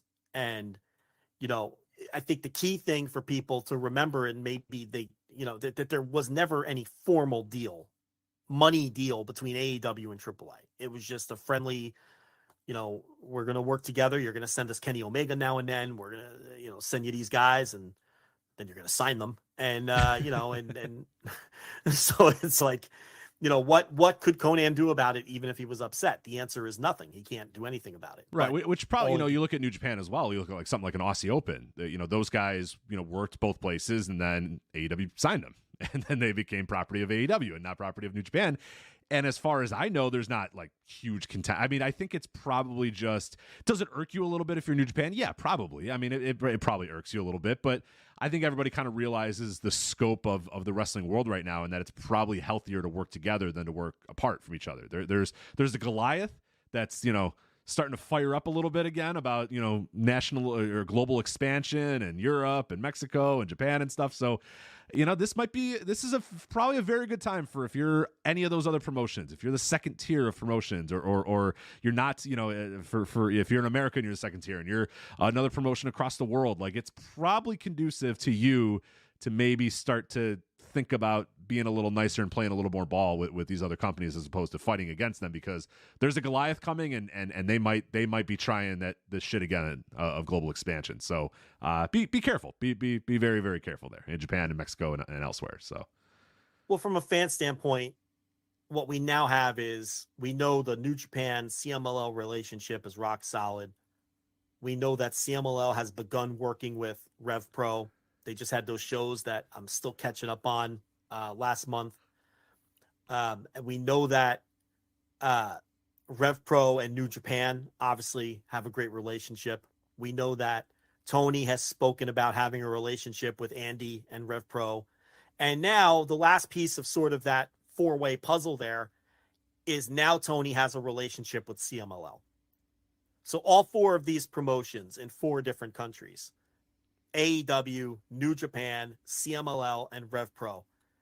This is a great 4-way sort of alliance, which is great for fans, because you're going to see more things like Rev Pro running these Fantastica Mania shows and Mistico showing up on AEW shows. And when, we could see shows where all 4 of these companies contribute talent and help each other out. And I mean, there's potential for shows that, like, look at Forbidden Door now, where none of the AAA affiliated talent could work Forbidden Door because New Japan is so loyal to CMLL. Well, now we can see CMLL talent on the Forbidden Door shows moving forward. Right. And that adds a whole nother dimension to the Forbidden Door shows, and a whole nother slew of sort of dream matches and things like that. Oh yeah, that to me is probably the biggest aspect of this. And you know, we've always been looking from day one with AEW, always been looking for what was going to be their cruiserweight division, WCW's cruiserweight division. The hallmark to some of us of WCW during its prime is that first hour of Nitro, that first match of Nitro, that first match of a WCW pay-per-view would have, you know, your Dean Malenkos and your Rey Mysterios and your Ultimo Dragons and your Juventud Guerreros and your Eddie Guerreros and all those types and those sort of guys, your Psychosis and stuff. We're always wondering where's AEW? What is their cruiserweight division going to be? And when an AEW initially launched, they felt like they had the Strong Hearts. They had the Chinese wrestlers. You had Shima and his guys and all, and that felt like, okay, that could be it. I mean, remember, I forget what Jackson it was. You know, maybe it was probably both of them at the podium the first time that they had that AEW conference talking about, hey, these guys are doing stuff that you've never seen before. They're going to blow your mind or whatever. And we all thought, okay, there we go. And then there was also the Joshi influence in early AEW of like, okay, maybe this will be their quote-unquote cruiserweight division, which is something that's just dramatically different than what's being done on other American television. And you can start off a show with it, and it's a guaranteed, you know, fun match on your opener, fun match on a pay-per-view or whatever. And little by little, obviously, you know, COVID kind of killed the Strong Hearts thing. That was never going to happen. And then, you know, COVID also kind of hurt the Joshi thing where they weren't able to come over for a while. And now, you know, AEW does not have that division. They don't have anything like that. This also presents an opportunity to find a market and find a niche that's just not being served elsewhere. And WWE for how many years tried to find a Latin superstar. So many years they tried to find a guy, whether it be a Rey Mysterio, whether it be an Alberto Del Rio, whether it be, you know, a Mistico, you know, with Sin Cara or whatever. They always thought, but they never, because they're WWE, so of course they fucked it up, you know, every which way and every possible way or whatever. This presents an opportunity to really find a market that I think that if AEW is smart, they're excited about this. Tony's excited about this. Everybody's excited about this. And how can we make the most of these guys and this talent that we now have access to and these abilities to book these guys and put these guys on shows and book these dream matches and have these awesome. I mean, there's so many things you could possibly do with this relationship. It's just a matter of, you know, really planning it out and really doing it. And, you know, do I have as much faith in 2023 AEW to do this as I would, you know, 2021 AEW? I don't, but this one seems hard to screw up, but we'll see what ends up happening. You know, off to a good start with Mistico, so we'll see. No, this is great. I mean, this is phenomenal for pro wrestling fans, you know, so, you know, this is a really good thing. And as long as AAA doesn't get a bug up their ass for some reason, and there's no indication that they have one, then it's really like the best of both worlds, where you're not even going to see, you'll still see AEW working with AAA too, which is also great. It's just AAA can't get in the mix with those other three promotions. That's all. You know, it just has to be a separate relationship apart from the other relationship, which it's a shame that AAA and CMLL can't get along, but that's just never going to fucking happen. I mean, that's just something that is just never going to happen. So, you know, anyway, that's what's going on with that. We should probably talk about this Dynamite rating a little bit. Real quick. We got a report from somebody. I think it's a listener. I think they're listening. It's about the match. It's about the match itself. I don't know if you got anything about that, but I heard it was great. Yeah, I heard it was great. It was 2 out of 3 falls. So it was. The person said to me, this was a CMLL match. That's awesome. Point blank. They said, don't really tell you guys this, but it's getting rave reviews online, but you guys are going to enjoy this match when it airs on Friday. Also, I don't know if this was said on TV yesterday, but the match was 2 out of 3 falls. So they gave you a CMLL match there. It wasn't an Americanized match. Authentic. It was 2 out of 3 falls, authentic CMLL, rave reviews from everybody.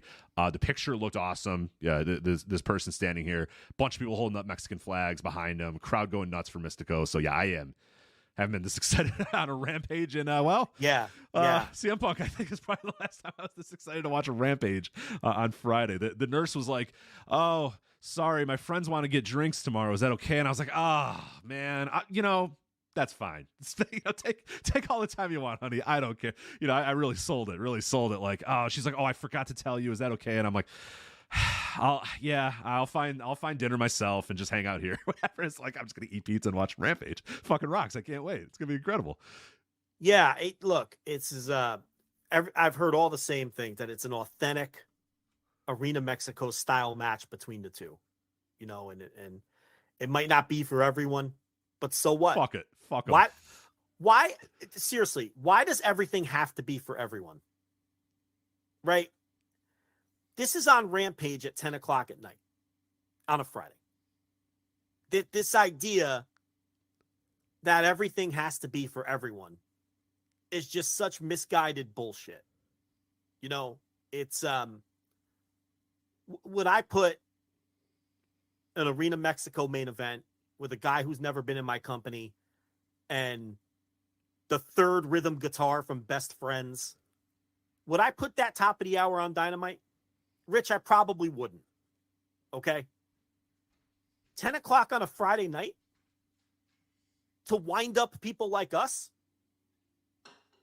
I mean, fuck. That's what I love about AEW. Yes. Mm-hmm. And I want more of that in this company. And less of Adam. I had to get one in. There it is. Yeah, there it is. I want less of that. And I want more of this. I want more of that video package that they did for Shida. What a package. Yeah. And Emi Sakura. I want more of that. Because you know I don't care about Shida. I'm just so indifferent on her. Her wrestling is fine. Her personality is fine. She does not. She doesn't just. I'm very indifferent on her. But that got me into that match where they told us the back history and the story and everything. They didn't turn either one of those women into one-note caricatures, and they got me interested. You know, this idea that the only way a wrestler could have a character or a personality is if they're turned into a fucking cartoon like Tony Storm. It's just not true. Right. Suit Williams says, and it can easily be for everybody, in the no-dope chat room says, and it can easily be for everybody. It's a cool luchador coming in and having a showcase match. Why can't it be for everybody is my question. And it can be. Yep. And if people are exposed to it, maybe they'll get into it and they'll like it. But my point here is it doesn't have to be for the Twitter reply guy with Roman Reigns in his avatar who goes, derp, but the casual fan doesn't care about it. Oh, well, fuck him then. This isn't for him. Right. That's They have a company. They're good. They're served. Yeah, you have plenty of hours of stuff that's for you. Why can't something be for the wrestling fan? And AEW still serves the wrestling fan in between trying to serve that other guy too with stuff like this. You know, and again, it's 10 o'clock on a Friday on a show that presumably none of these people care about anyway. So why do they care? Yeah, it was a whole week of Dave, unfortunately Dave Meltzer replying to, 2 follower egg accounts being like, I don't know who this guy is. Like, who cares? It's like, I don't watch Rampage and I'm not gonna because I don't know who this guy is. All right, well, cool. You're not gonna watch Rampage anyway. Yeah, fine. And you're probably someone who says you never watch Rampage, so it's not for you. Right, it's okay. Then it's not for you. Cool. We'll but enjoy it. You know what? But here's the thing. Rich Craich is going to watch Rampage this week, Fuck and you yeah, probably don't every week. No, and you it's on the probably don't every DVR, week. and it gets mass deleted. I will tell you, 4 or 5 weeks of Rampage get piled up and usually deleted. Because if you don't hear that something gets hyped, you're like, oh, I don't need to watch it then, because you see the results. That you handle that the same way I handle WWE. That's how I handle SmackDown. Oh, my DVR's full. Well, I heard there was a Gunther match on this day, and so then I'll go watch that. And then I'll say, oh, well, the reviews for I'll look on Cage Match. Oh, this SmackDown got a 4. Oh, that one's getting fucking deleted. That's how you handle Rampage. I'm going to mass delete them. I know there's nothing on it. Brother Zay, no thanks. But you're going to watch this week. And that's the point. When did, as wrestling fans, we decide that nothing should be for wrestling fans anymore? And it all has to be for the casual viewer, the made-up casual viewer. I've been asking the same question for about 20 years now, and I still don't know. And yeah, it's despite the fact that most of the time when you do wrestling stuff and serve wrestling fans with wrestling stuff, it does pretty well. But yeah, time and time again, we make this way harder than it needs to be, over and over and over again. And I don't. Yeah, we were told that the Vikingo Kenny Omega match wasn't for the masses either, and then it popped a number. Mm-hmm. So it's like wrestling fans like wrestling, yeah, and they're out there, and they're there. We are out there. We are out there, and yeah. So I'm jacked up about it. I'm excited. We've been on top of the CMLL all year. I just finished up their September for my monthly column, which is a couple days late. I always earmark the 15th. It's the 19th. I just have to watch a couple of the Rev Pro recommendations that I got from September. Ironically enough, a lot of them are the CMLL matches that they had. And then I'm going to write that up. So give me about 72 hours on that, probably before the end of the weekend. But yeah, it's super. So anyway, Dynamite, as I was going to say, we should probably briefly talk about this Dynamite number that came out today, because this is exactly why we talked about, this whole Tuesday night war. In a week, it wasn't going to matter anymore. It's 1 week bragging rights. It's bragging rights until the next war, right? That's how these things will work. And big picture, it really doesn't matter. You get some egg on your face. Dynamite bounces right back. They do what? 902,000 viewers this week. Was it 902? 901,000 viewers on average, and a 0.31 in the 18 to 49. Yeah. So an outstanding number for Dynamite, coming off last week when they were, predictably lost on a different day. Got their asses handed to them in total viewership, lost in the demo. They go right back to their own day. And, if you looked at the quarter hours, the show was steady as shit. Like, everyone just watched the whole show until the Jobber Battle Royal. And that's when the Battle Royal quarter hour dropped like a stone, which you're fighting an uphill battle because oftentimes that quarter hour drops anyway. So I think what Tony did there is he knew the Battle Royal, was it was an important story element to what's going on in the company, because you knew Juice was going to win. But there was no star power in the Battle Royal. So he put it in the main event, the quote unquote main event slot. But a lot of times the fake main event is in quarter hour 8, and the real drawing stuff is earlier in the show.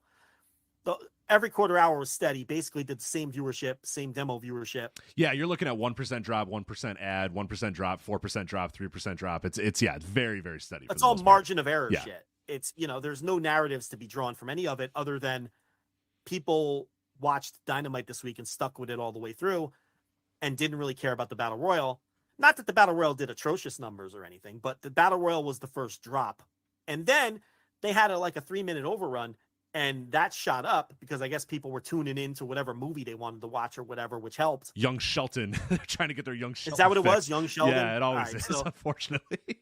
So it's like, I think that little bump in the overrun pushed them back over averaging 900,000. I don't think without that overrun, they would have averaged. No, you're probably right. Yeah, I don't think so. Yeah, so it's like, I know that's just an arbitrary number, and there's really no difference between averaging 898,000 viewers over 2 hours and averaging 901,000 viewers over 2 hours and 3 minutes. It just looks nicer on the page. You know what I mean? Like so that's kind of, it's like the end of the baseball season's coming and your favorite player is hitting 298. You want him to go 3 for 4 in that last game and get to 300. Even though it really, it's a nice good round number. It's a number you like. Yeah, it just looks better. Yeah. So those are like 10 at bats. Even if you're eliminated, you're like, man, I hope whoever the fuck Frank Thomas gets to 320. Oh, hold on a minute. Frank Thomas wasn't battling to get to 300. I just said 320 from 319. All right. If you weren't busy doing your imitation of the what do they call, what does Tom Lawler call Dave? He calls him the something steamroller. He calls him I think he calls him the San Jose Steamroller. The San Jose Steam. Yeah, if you weren't busy being the San Jose Steamroller over here, you would have heard me bump it up to 319 so and 320. Tom Lawler's the best. Man. So, yeah, because he's one of us. Yes, Lawler is one of us. I wouldn't be stunned if he's listening right now. So anyway, yeah, so they put up a nice number this week, which just goes to show it proves our point time and time again about the 1 week thing, and also time and time again that the thing that affects Dynamite more than anything else, and this was not always the case, but it is absolutely 100% the case now, what affects AEW television more than anything is WWE. Dynamite was up against a WNBA game that had 800,000 people watching it as well. It was up against game. Yeah, the final. Yeah, the game decided Game 5 of the WNBA Finals, which again, like I'm saying, it did a good rating. The WNBA Finals did 889,000 viewers, so just under 0.24 in the 18 to 49. That's a very good number for a WNBA playoff game, and the finals deciding game.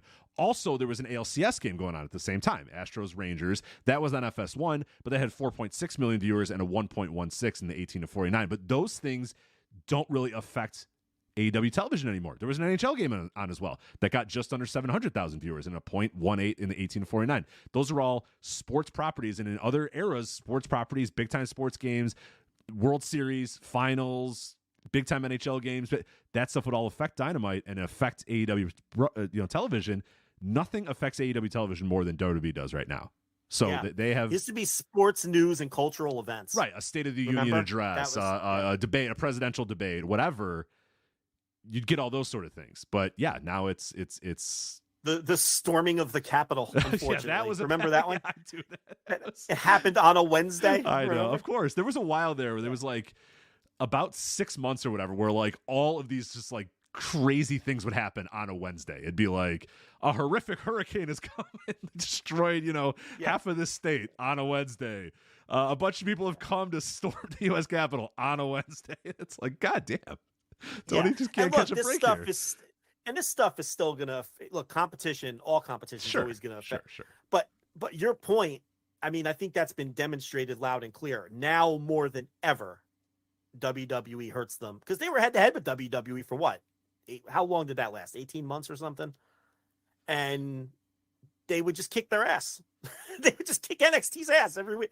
Now it's WWE pay-per-views are going head to head. And there's another head to head coming up, isn't there? And it's pretty soon. It's not even that far off. But the other thing I wanted to ask you, we talked about Tony Khan's tweets last week, right?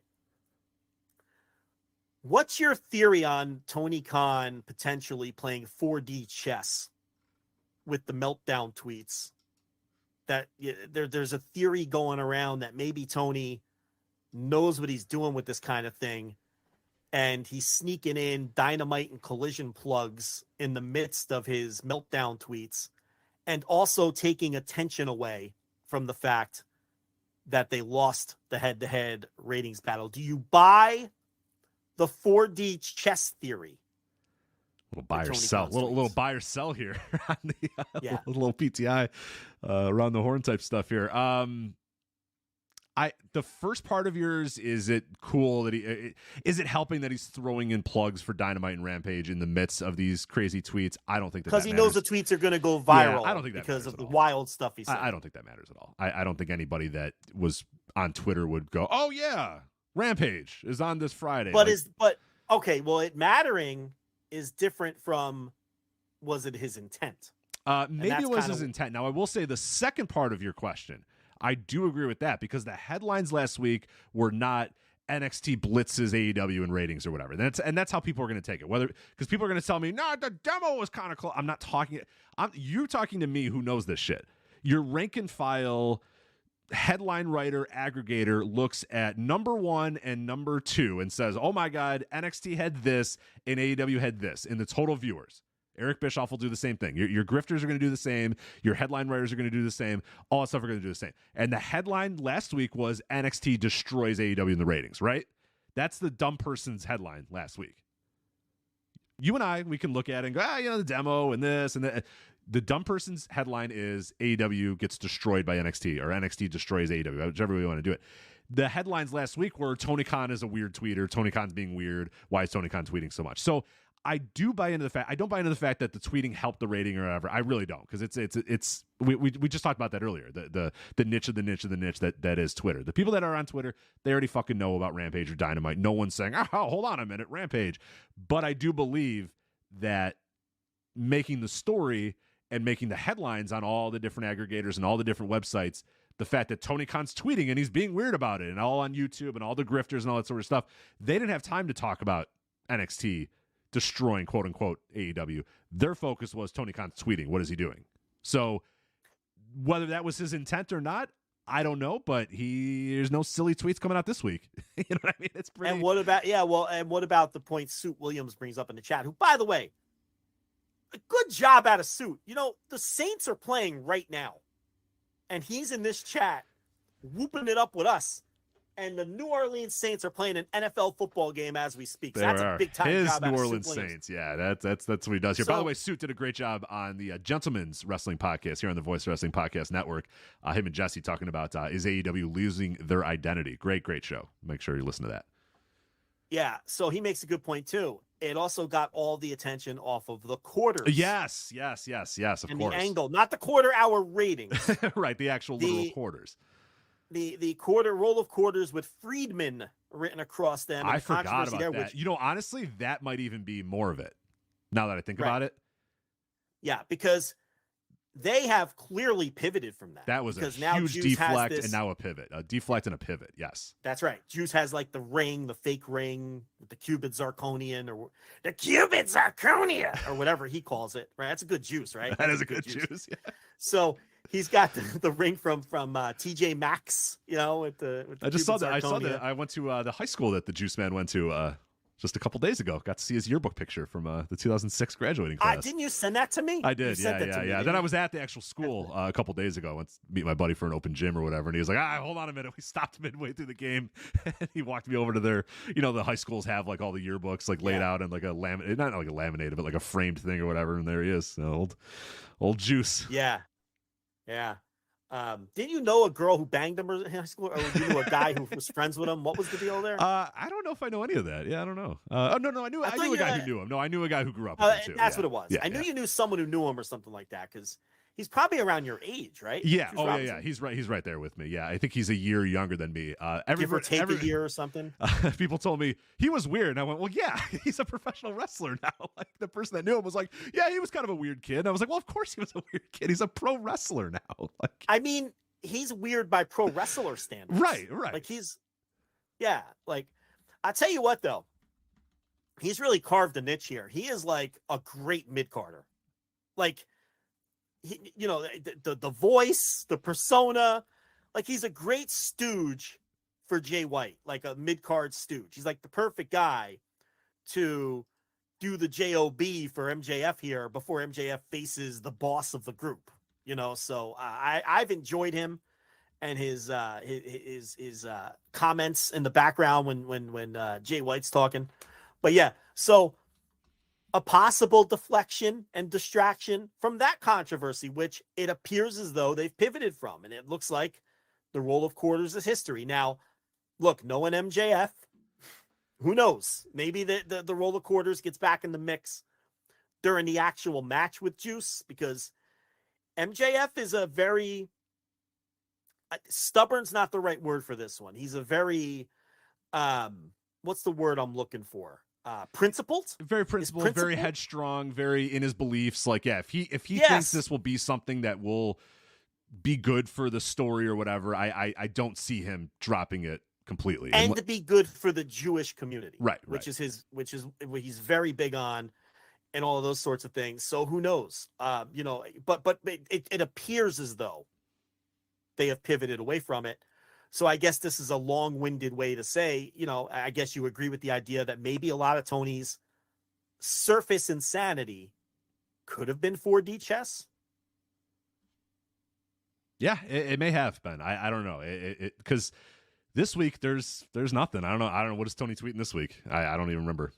Don't even know. So yeah, maybe it was. Or it was just like, was it possible that the rating and the backlash to it just kind of got under his skin, and that's what I don't know. Yeah, I don't know. Honestly, I think it's a combination of both. Probably. We know he's very prideful when it comes to the ratings and those things, and I think he probably deep down thought he was going to win. Well, we talked about that last week. That his reaction felt like the reaction of a guy that thought he was going to win, and then opened up his email and went, "Oh crap! All right, well, that's not what I thought was going to happen." How about another follow up theory? There's the Cena Undertaker tweet that we buried under the earth for being just loser shit, right? There's a theory, and I think this one came from Dave Meltzer. Someone can correct me if I'm wrong, that the meaning behind that tweet wasn't to soften the loss, but it was a parody tweet, because whenever AEW does a rating, everybody comes at Tony with no million. And what he was saying was, well, Cena and Undertaker didn't even do 1 million. Do you buy that? I mean, if I do, I hope I don't. I want to say no, because I hope he's got better things to do than to worry about, these people in his Twitter mentions going no 1 mil. Yeah.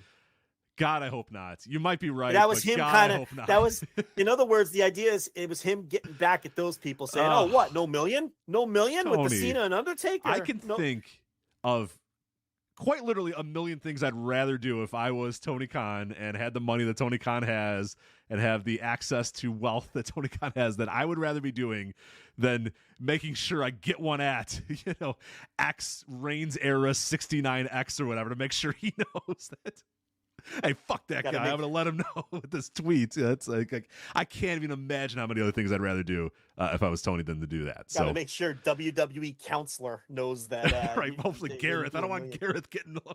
I want Gareth to go to bed knowing I'm dunking back on him. Yeah. So, so it's like, look, I don't know if I buy that one. Also, Tony's normally a better poster than that. I feel like he'd have something more clever. Posting. Yeah, it's low effort. It's generally more clever. That's not really conducive material. Hey, we're talking about the Saints game. A player they're playing the Tony Khan Jags, by the way. Oh, wow. Now, a player just went down for the Jaguars named Cisco. So you know I have to do it. Mm-hmm. Thong, thong, thong, thong. Enter the Dragon, Rich, right? Absolutely. That's the name of the album? Yeah, absolutely. Yes. Cisco, Enter the Dragon. Love the thong song. Big fan of the thong Former song. member of? You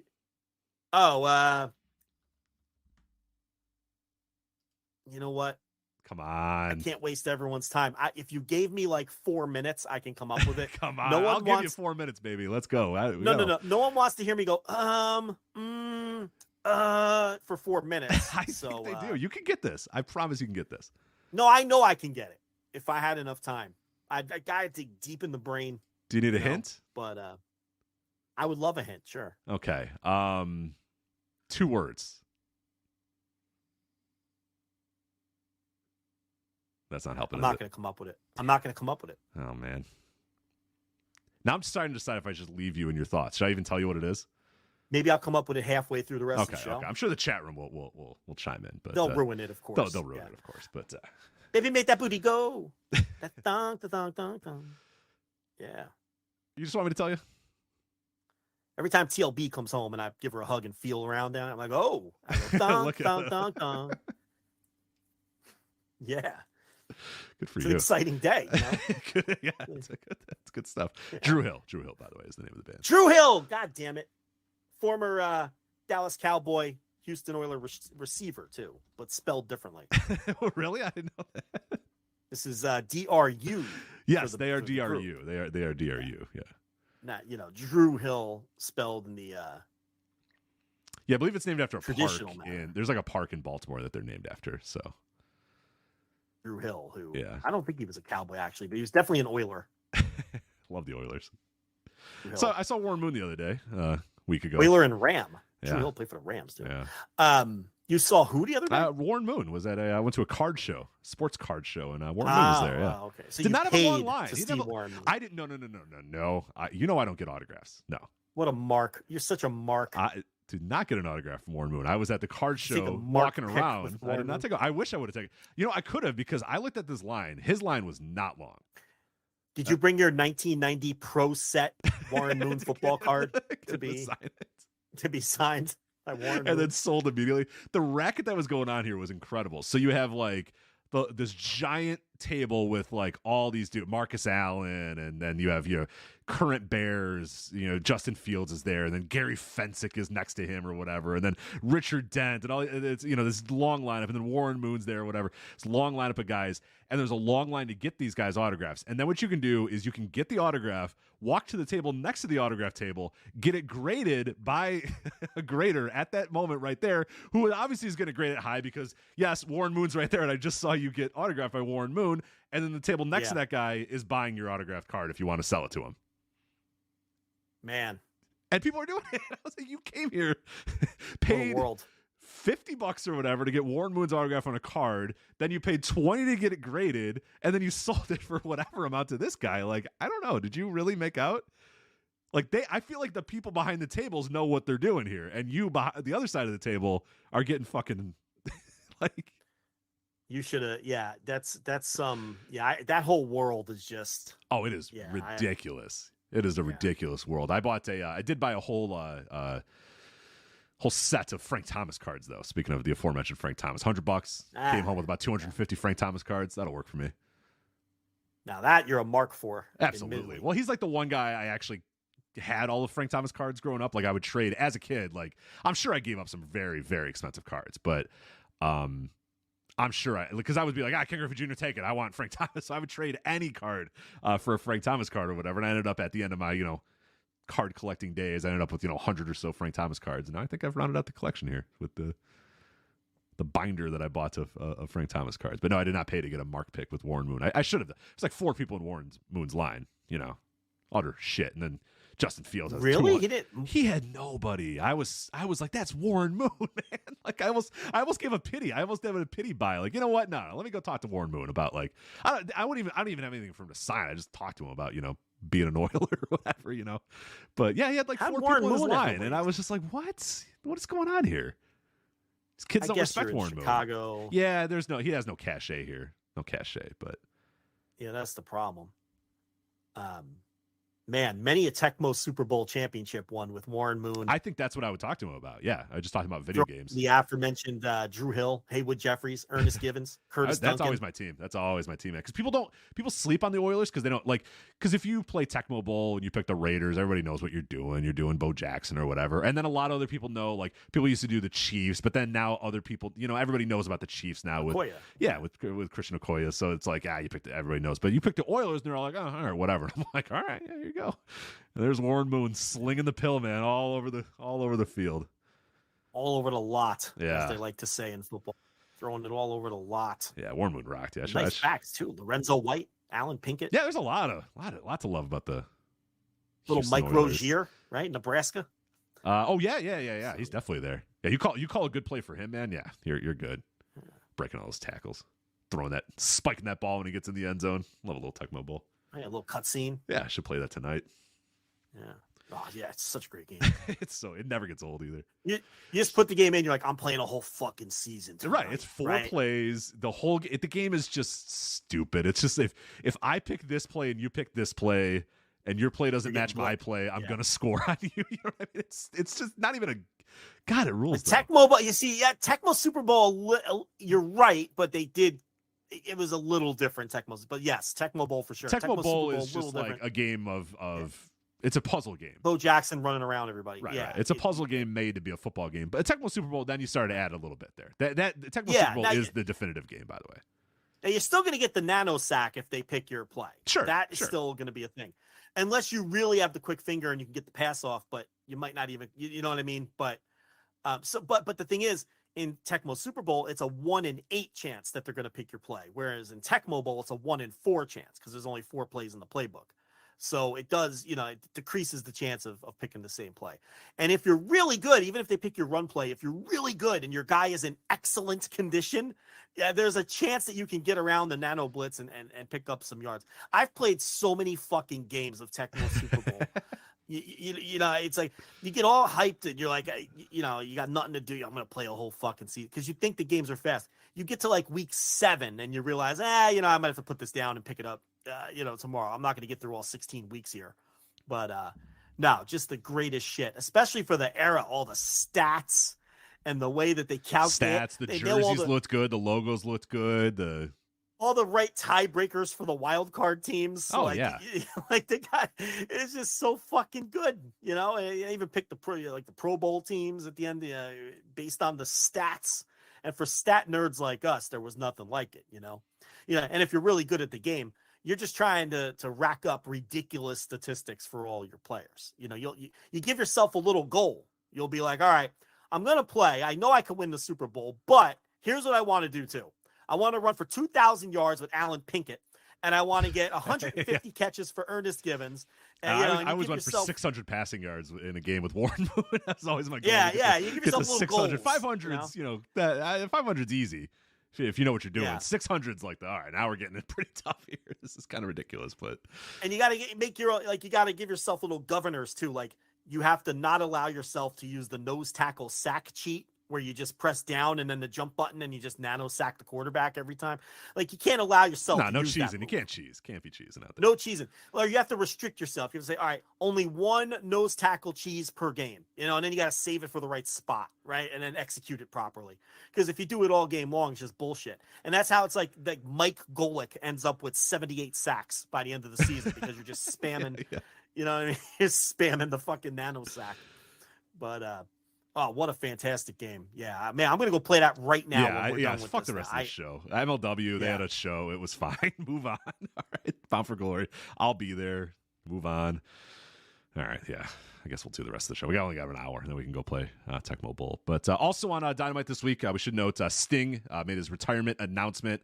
He addressed the crowd, let the world know that AEW Revolution 2024 will be his final wrestling match. Now, I think this is a smart thing to do here. Now you've established this, you've let people know, and I think Sting has, definitely endeared himself to many, many, many wrestling fans over the last, 3 decades at this point in Sting's career. So now it's a great opportunity it's a smart opportunity too, because now AEW's coming to town. Sting might be there. You might want to buy a ticket. It might be the last chance to see Sting. Revolution, that's going to be a huge show, a mega show now. And you all can also plug, hey, this is Sting's last time in X. This is Sting's last time here. It's his last time in Atlanta. His last time in, Florida. His last time in California. Like, there's a lot of things that you can do with this, and I think it's smart. And I think it's probably time for Sting to go. It's shocking that he's still lasted as long as he has and is still as good as he is, but this is probably a good time for him to go and move on. So I like the idea of the announcement. I like the idea of setting the exact date, so now everybody kind of knows what the end point is going to be, and hopefully, and it does seem like this is a retirement that's going to stick for Sting, and he's, I mean, it probably has to stick given his age. I don't know if he's going to do anything else he might do something else in wrestling some other point in his life, but it does feel like this is it for one Steve Borden. 64 years old right now. He will be he won't turn 65 by the time Revolution comes up, though. His birthday's in March, so he will retire as a 64-year-old wrestler. Yeah, Tony let him call his own shot on this, and he said, because a lot of people were like, why didn't you time it for Wembley? And it's like, well, Sting's going to retire when Sting wants to retire, and I guess Sting gave him the word that the end of this contract would be it. And lines up with, was it the Revolution pay-per-view? Revolution 2024. That's the early year one, right? That's February, usually February. Yeah, usually February. Mostly late February. Sometimes early March, but somewhere in that range. So that'll come sooner than people think. And you can market Sting's final appearance in all these different markets, and hopefully build to a long-term final match. He's never had a singles match in AEW, so maybe he goes out with a singles match. They've really done what I would call a perfect job with Sting since they signed him. I don't think I would change anything. No, it's been great. It's been great. You can knock them for a lot of things, and we do, especially from a booking standpoint. There's a lot of head scratcher things, but Sting is one of the things they really nailed, from his presentation to the amount of times that he's used. He's not overexposed. He's not underexposed. He's used just right. The association with Darby Allin, which has undoubtedly helped Darby. Darby, I think he's become a better promo working with Sting. I think that should be the final match. Honestly, it should be Darby versus Sting. And it could be. I do it. Yeah, and it could be. Maybe. Yeah, that would be a great idea. And I think it's helped Darby in his programs and his feuds to be aligned with Sting. Sting, his performances in, they're very smoke and mirrors, but they have to be. He's in his 60s, and he has not once, to me, in a major way, showed his ass or showed his age or made it a farce. Oh God, no, the opposite. The opposite. Every time it's like, oh my God, Sting's 64 years old. Sting's 63 years old. Yeah, and he over-delivers for sure. The way they've protected him has helped for sure, but that's the name of the game. I mean, you should be doing that. And that's a good thing. That's not a bad thing. And, a lot of times these older guys, like, go listen to our audio on Muto's retirement run. It's like, it's dreadful, Sting has never looked out of place or looked like they had to slow down so he could keep up with everyone. He's just been a part-time guy on the roster who, because of the face paint and because of the shape he stays in, and because of his performances, could pass for 44 instead of 64. And it's been what I would call legitimately a perfect run. And that the credit goes to Sting, of course. And the credit goes to Tony Khan for understanding how to use this asset. And let's not forget that early in the run, he was a legitimate business mover. Yes, he was. He would move quarter hours. He would move ratings. He would sell tickets. He was a legitimate business mover at the start of the run. And of course, that wasn't going to last forever. But he's provided value all the way through, particularly in being aligned with Darby Allin. I think you're dead on. He probably should face Darby in the final match. But he's going to do what he wants to do. And Tony's going to let him call a shot. And Sting has always been a guy who you don't get the sense he dislikes pro wrestling, but you also don't get the sense that he loves pro wrestling. Like, he's not a mark for himself or anything like that. And that's why this run has been, a thing about this run is you can tell that he's never, brother Tony and said, I should be getting in the main event, or you should put me against this guy. I think when Sting is not working in wrestling or actively at a wrestling show, I don't think he cares about wrestling or thinks about wrestling one bit. I don't think he's at home stewing about his spot or his win-loss record or whatever. I think he shows up to the building, gives it his all, goes home, and lives a very normal life, which a lot of wrestlers cannot do. Be normal human beings outside of it, not be obsessed with this wrestling thing. I don't think he is. And the important thing you said there was gives it his all, because he doesn't mail it in. Never. He's not stealing money. Not on this run. Maybe some of those TNA runs, maybe, but even in TNA, I thought. No, I'm going back and watching those. I'm going back and watching those for the Bound for Glory series. It's not his fault. Like, a lot of the stuff that I'm seeing in these main events, like, they're not all good, but it's not because Sting's not putting effort in. It's because TNA is getting in, tripping on their own dick all the time, like they're always doing, with a bunch of bullshit and swerves and run-ins and all this sort of stuff. But Sting's putting big time effort in every single one of these matches. I just watched the match between him and Samoa Joe. That episode's coming pretty soon for Bound for Glory 2008, man, and they're working their asses off in that match. And even then, in my notes, I'm like, God damn, Sting! I forgot that he was even this good this late, and that was 10 years ago. You know what I mean? It's still, and he's still working great. So yeah, he was doing big bumps in that match and stuff too, and jumping and diving and all that. So he always gives it his all. It's just mostly been other stuff that's kind of failed him. It's WCW failed him in the 90s because they just didn't know what the fuck they were doing. And then, Eric Bischoff and didn't fail them because he had no idea what to do with him once the Starrcade match happened. Then it was like, oh crap, well now what do we do? It's, we'll just go back to the NWO. How about that? And then time by WWE obviously failed the guy, and he retired and never felt happy about that retirement. He even mentioned that in that promo too, that was not, I didn't want to go out that way. That was a terrible way to go out, and I'm so glad that I've been able to go out this way instead, because that WWE run, there was some good in it, but there was a mostly bad in that WWE run, highlighted by that WrestleMania match, which was just absolutely fucking atrocious. One of the worst things you'll ever see. That ridiculous Triple H Sting it's awful.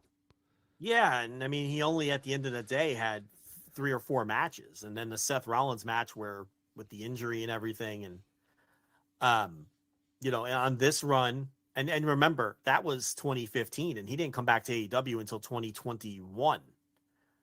And on this run, he's had 20 matches to this point in AEW, and the one Noah match, and all tags, obviously, lots of street fights and tornado tags and no DQs, stuff where you can really, he can get away with doing 1 or 2 big spots, and then everybody else, again, a lot of smoke and mirrors, which is fine. This is what I'm saying. It's all perfect. This is exactly how it should have been handled. Right. And not over pushing him, and not saying, oh, here's a star from the past, we must have him in top spots, he must be going for our titles.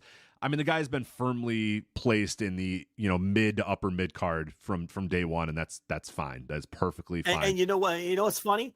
He's undefeated and hasn't been over pushed. Right. And I don't think that undefeated is by accident, and I think it was all building probably to losing to Darby Allin. Right? I mean, he'll have his. That's how I would do it. If I had the old pencil, that's what I do. Yeah, he's never lost a match. So he hasn't lost a match since the Seth Rollins match in 2015 that we just talked about. So it's it might be the best example of presenting a legend from start to finish in a company for a legend run. It didn't draw the money that Muto drew. And there's probably some other legend runs that, I guess, I'm trying to think about this. I guess it was something we should have thought about before we were going to do the segment. But, I mean, I wouldn't change a thing. I think it's been perfect. And we see how they wrap it up. So you go, Revolution 2024. So make sure, I don't know what they're going to, I don't know if they've announced like a building or anything for that, but that might be one to look at of, trying to upgrade. Last year, I think they went to the Chase Center in San Francisco. That's a pretty big building. So I don't know if you want to go bigger than that. I don't know if you need to go to a whole stadium to do a Sting retirement show, but you could hopefully fill a pretty big building with that and his final match. Oh, well, first things first, the LA pay-per-view. No, full gear. Up to about 8,700 tickets distributed. So, I was bullish on that getting to 10. I still think they could do it. I think they can fight, scratch, and crawl and get 10,000, which would be a phenomenal number for them right now to do 10,000 for that show in the building. So we see if they can get there. How many weeks do we have now until full gear? Full gear is November. Let me get the exact date here. November it's mid-November. November 18th. November 18th. Almost exactly 1 month. Yeah. So I think they're going to get there. 1,300 away. They could get there. Lock it in. Yeah, they can get there. Lock it sure, in. For sure. They haven't announced anything. Right. There's no matches. Well, no. Yet. Well, no, one, MJFJ way, right? Right. One match. So, I think they're going to get there. When you get close enough, you make sure that there's 10,000 in there, right? I mean, yeah. It's kind of like we just talked about, the 901,000 versus the 898,000. Just looks better. Get them 2-for-1s going if you have to, right? For sure. Yeah, you'll find a way. They'll get there. Yeah. We'll get there for sure. All right, let's this last part of the show. Well, actually, real quickly, and then we'll get to the last part of the show. We'll go quick hitter on a couple of topics here. ROH Final Battle official comes to Garland, Texas, Friday, December 15th.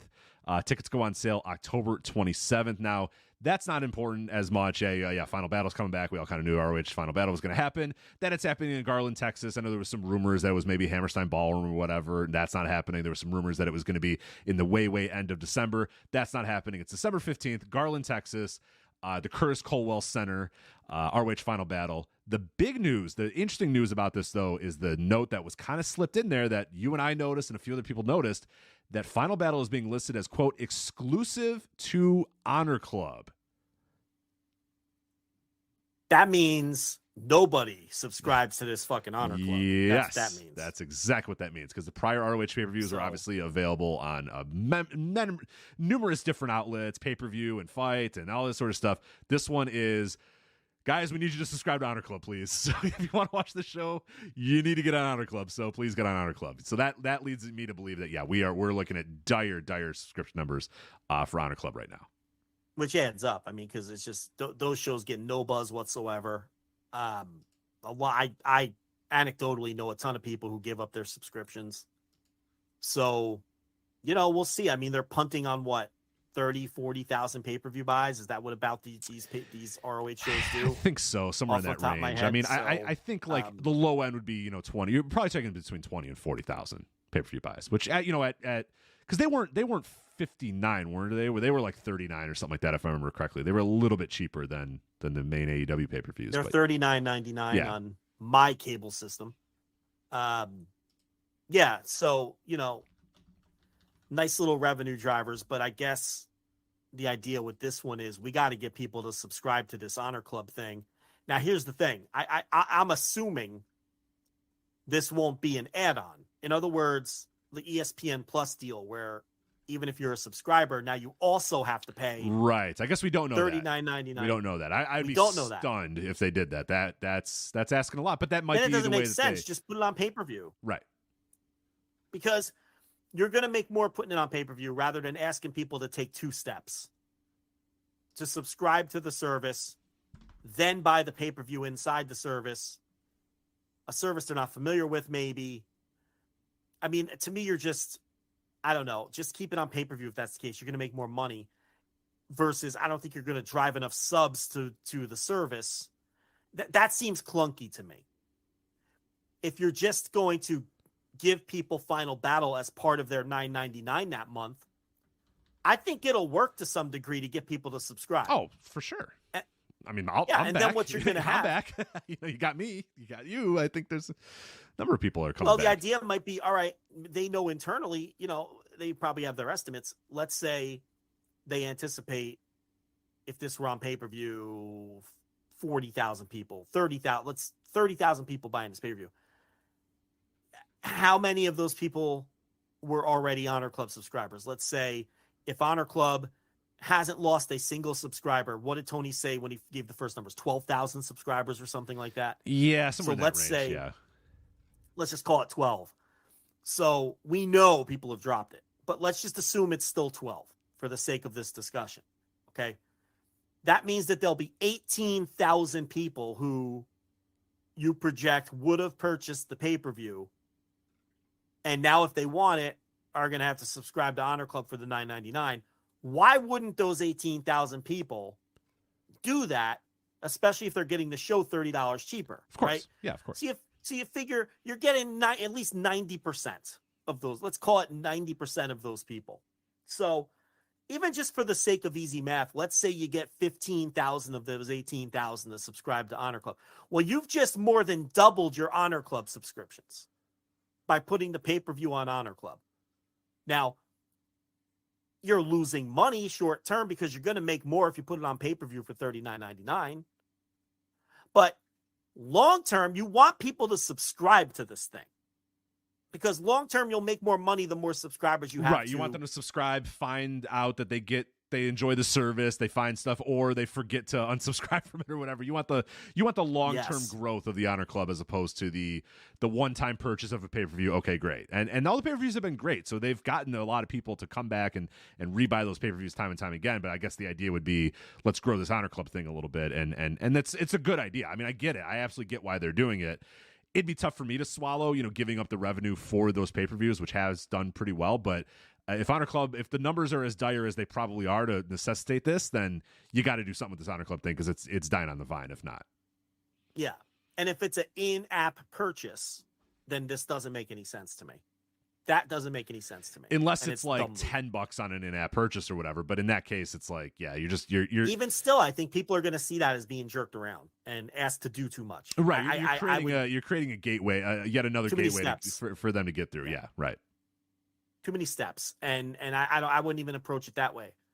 And then we see, like, is this going to be, are they going to do this for a year? Or are they going to do, try this for a couple pay-per-views in a row? Just to kind of get people to resubscribe, from that standpoint, I think it'll work. Like you said, then people forget. People will say, "Oh, I'll just drop out before January." But as we know, with these services, people forget to unsubscribe. And again, anecdotally, I've had so many people tell me, Royal Quest 3 was going to be was going to stream live on the Rev Pro gimmick, and people were like, "Oh yeah, I forgot to." Yeah, unsubscribe from All In. Well, I guess I'll watch that show and then I'll unsubscribe or whatever. So yeah, it's right, which was smart business by Andy, getting New Japan to agree to that, because he probably understands that's the case. There was going to be people who forgot to unsubscribe after All In, whatever that show was called. What was that called? The Rev Pro show at All In weekend. Everyone knows the Copper Box one, the anniversary show. Yeah, the anniversary show. He's like, all right, well, I get them for another month, because if they know I have Royal Quest, they'll be reminded. But I'll just keep, because I want to watch, and then maybe they'll forget again, and I get them for another. That's smart business. And a lot of this is just people. Look, I have so much shit I subscribe to that I don't use, because you're like, I'll get around to canceling that shit. You just never do. So, if that's the idea here, and it's funny because I don't think a lot of people noticed that on the tweet, on the show poster. I did not see any other news. I actually looked around and I was kind of surprised that there was no other aggregator or news site that picked up on the exclusive Honor Club. It's on the graphic, but you look at press releases, you look at aggregators, copying and pasting stuff. It's not mentioned anywhere else. So yeah, many other people probably don't realize that what we're saying here, that it's exclusive to the Honor Club. Now, what that means, like you said, is an in-app purchase or additional, thing that you're just going to get with your subscription. We don't know just yet. I know prior pay-per-views have been available on Honor Club, and I'm currently asking somebody in the Notable chat room if because they're on the Honor Club website now, how much it was to buy them on the Honor Club before this. Like if you wanted to buy Death Before Dishonor or whatever on Honor Club, how much was it? Was it $39.99 as usual?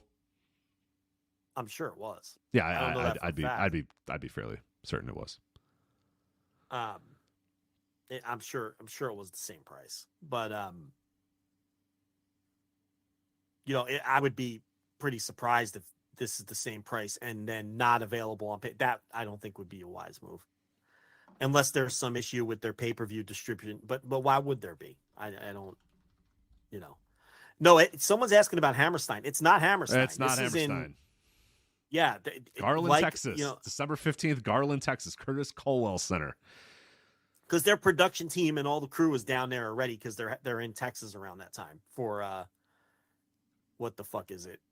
Winter is whatever. Battle of the Belts. Dynamite. Battle of the Belts is coming up and all this. Yeah, there's a bunch of stuff and Dynamite. No, it's not a Battle of the Belts. It's a what's the Dynamite they do in Texas around that time? Oh, Winter is coming.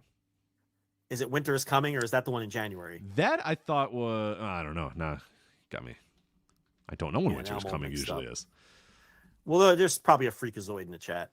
Yeah, because last year this show was in Arlington. This year it's in Garland, so another North Texas. There is a Battle of the Belts this weekend, by the way, though. The Battle of the Belts is this weekend. Yeah. Doesn't matter. But tacked on to Collision, not Rampage. Right, and it also doesn't matter. So oh my God, it's not good. I mean, Brother Zay versus Johnny Hungy versus who's the third jerk in that match? Kip Sabian to determine a challenger for Orange Cassidy. And it's like, I understand it's coming on after Collision, middle of the night. You could put some effort, right? Why make us sit through Brother Zay versus Johnny Hungy versus Kip Sabian on Rampage? Why not just pick whoever's winning that match? Why could you not just announce, like, all right, if you want to do Brother Zay versus Orange Cassidy, just do it. And then do something else on Rampage. Why are you making us watch that guess what? awful three-way match? I a little spoiler alert, so if everybody wants to jump ahead, Joe, who do you think won the three-way dance to face? I don't know.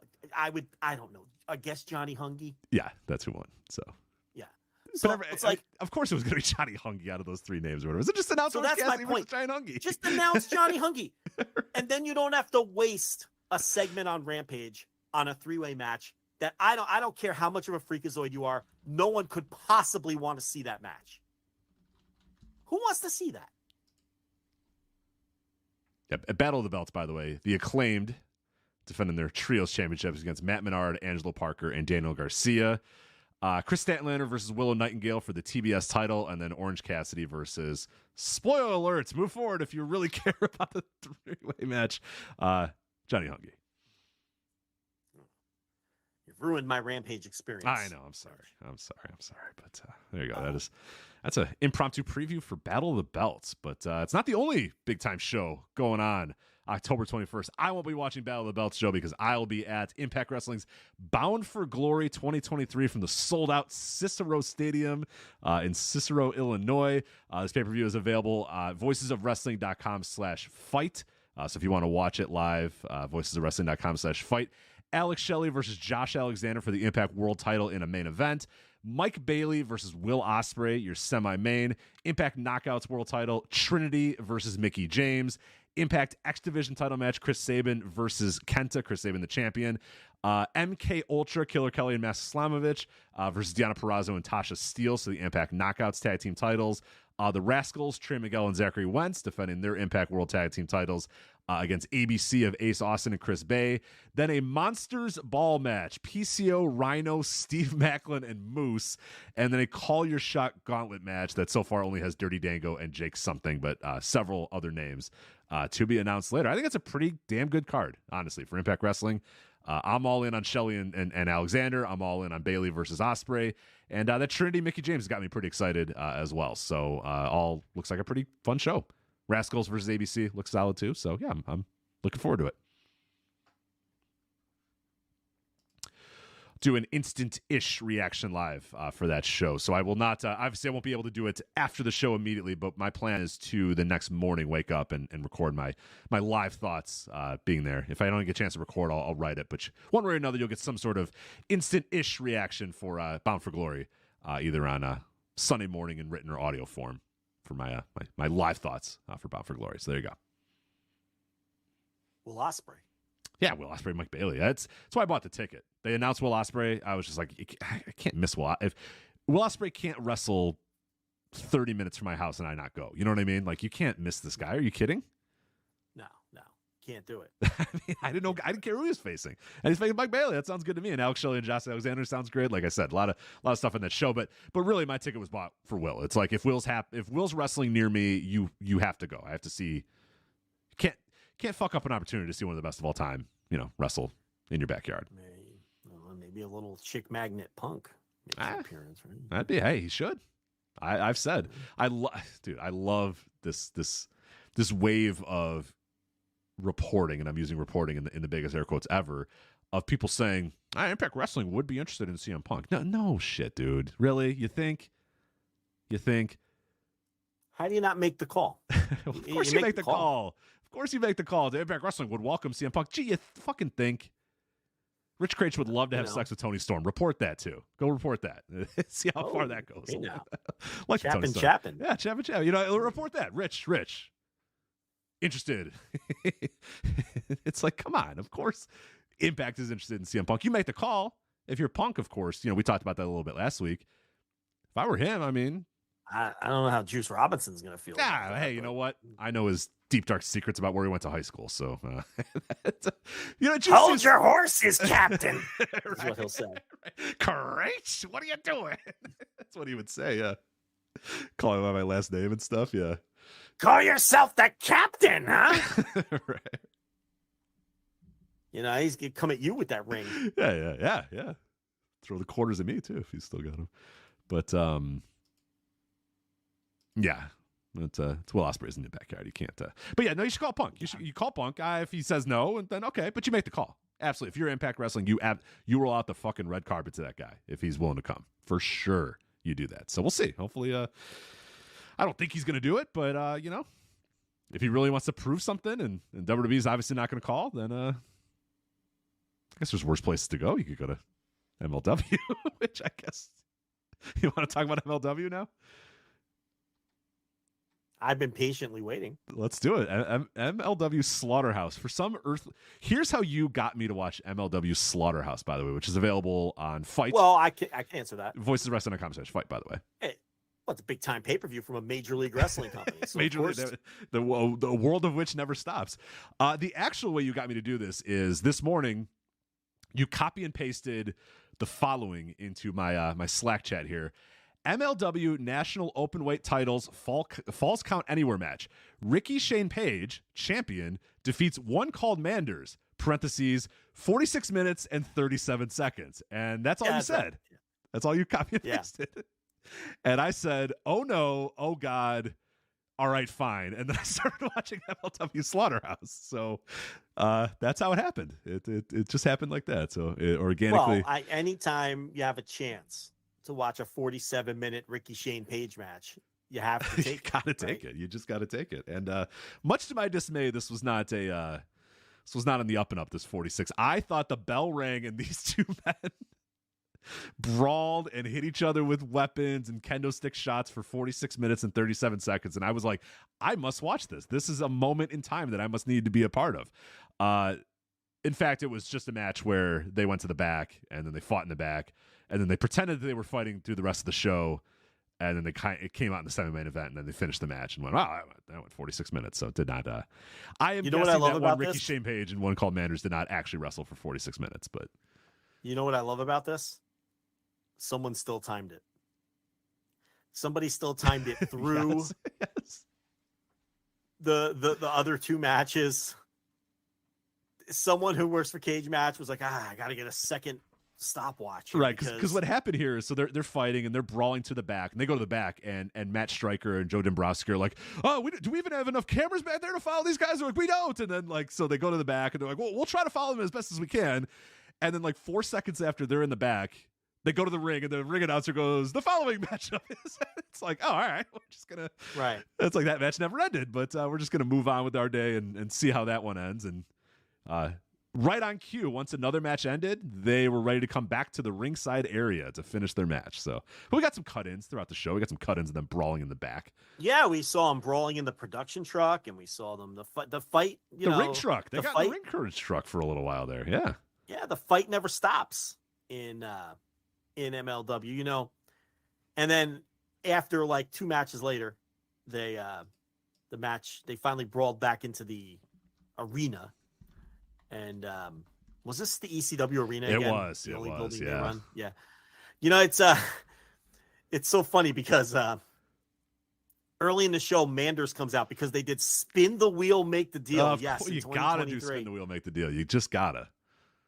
So Manders spins the wheel, and it lands on Falls Count Anywhere, which had to be the most boring outcome possible. That's exactly my notes. It's like, come on, you have this entire wheel of shit, and it goes, and it was a digital wheel this time, not like the old WCW wheel. So it's like, ding, ding, ding, ding, ding, ding, and then it goes on Falls Count Anywhere, and nobody cheers.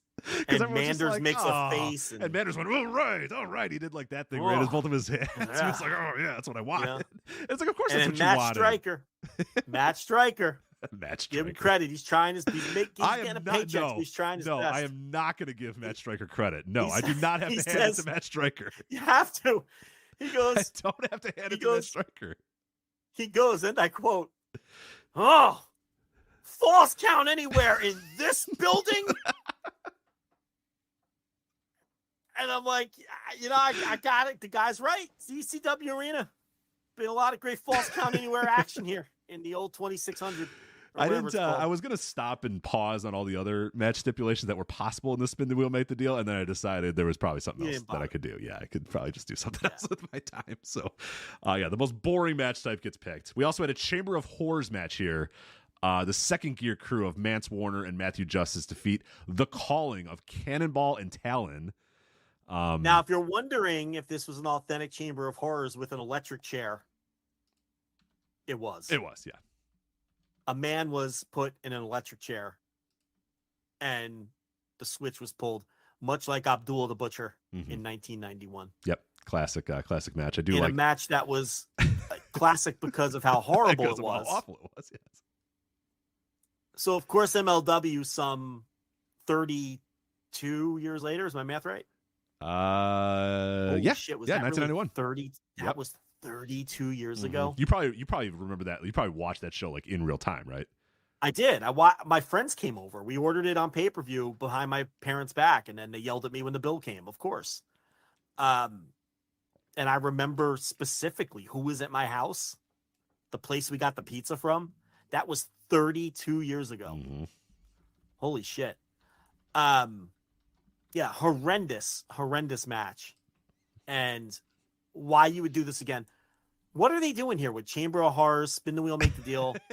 Trying to come up with your own concepts. Trying to tap into the most unlucrative era in World Championship Wrestling history. Yeah, not even the good stuff, you know? Right. Like I did enjoy though that Joe Dombrowski, they were pointing out because he did the same thing. He goes, "You might be watching at home and thinking, the Chamber of Horrors. I remember that as being, a historically, comical match for how ludicrous it was at times." But he says this isn't your father's Chamber of Horrors matches. As like Cannonball hits Mance Warner with like a cookie sheet or something like that.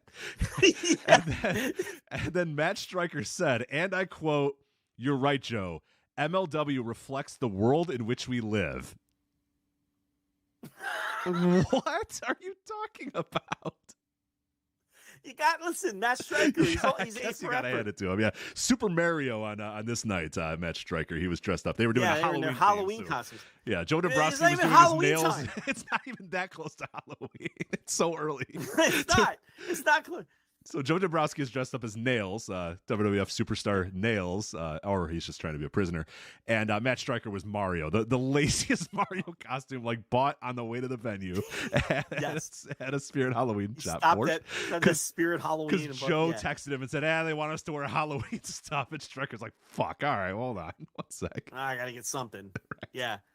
It's funny you say remember, Nails was the prisoner in WCW. He was also Nails in the American Wrestling Federation, which you can hear all about on flagshippatreon.com, Freedom of Choice, Paul Alperstein's American Wrestling Federation. Well, when you have a chance to replicate a Chamber of Horrors match 32 years later, and you have a chance to book the guy who does 10-second soda reviews on Twitter in that match, then you just have to do it. I'm assuming that Cannonball does the reviews, right? I would... That is the Jeff Cannonball who does the 10-second soda reviews. Yes, that is MLW's masked Cannonball. Yes, Very creative with the tough to come up protecting with. of the kayfabe. They had to stay up all night for that one in the MLW home offices. So. Court Bauer and Selena De La Renta rubbing their chins, thinking, "What do we call this?" Yeah, man? discarded Chinese food boxes all over the place, and ashtray. Yeah, just full, trying to come up just with going, God damn it! What? What are we gonna do? Yeah. You know, daylight starting to break.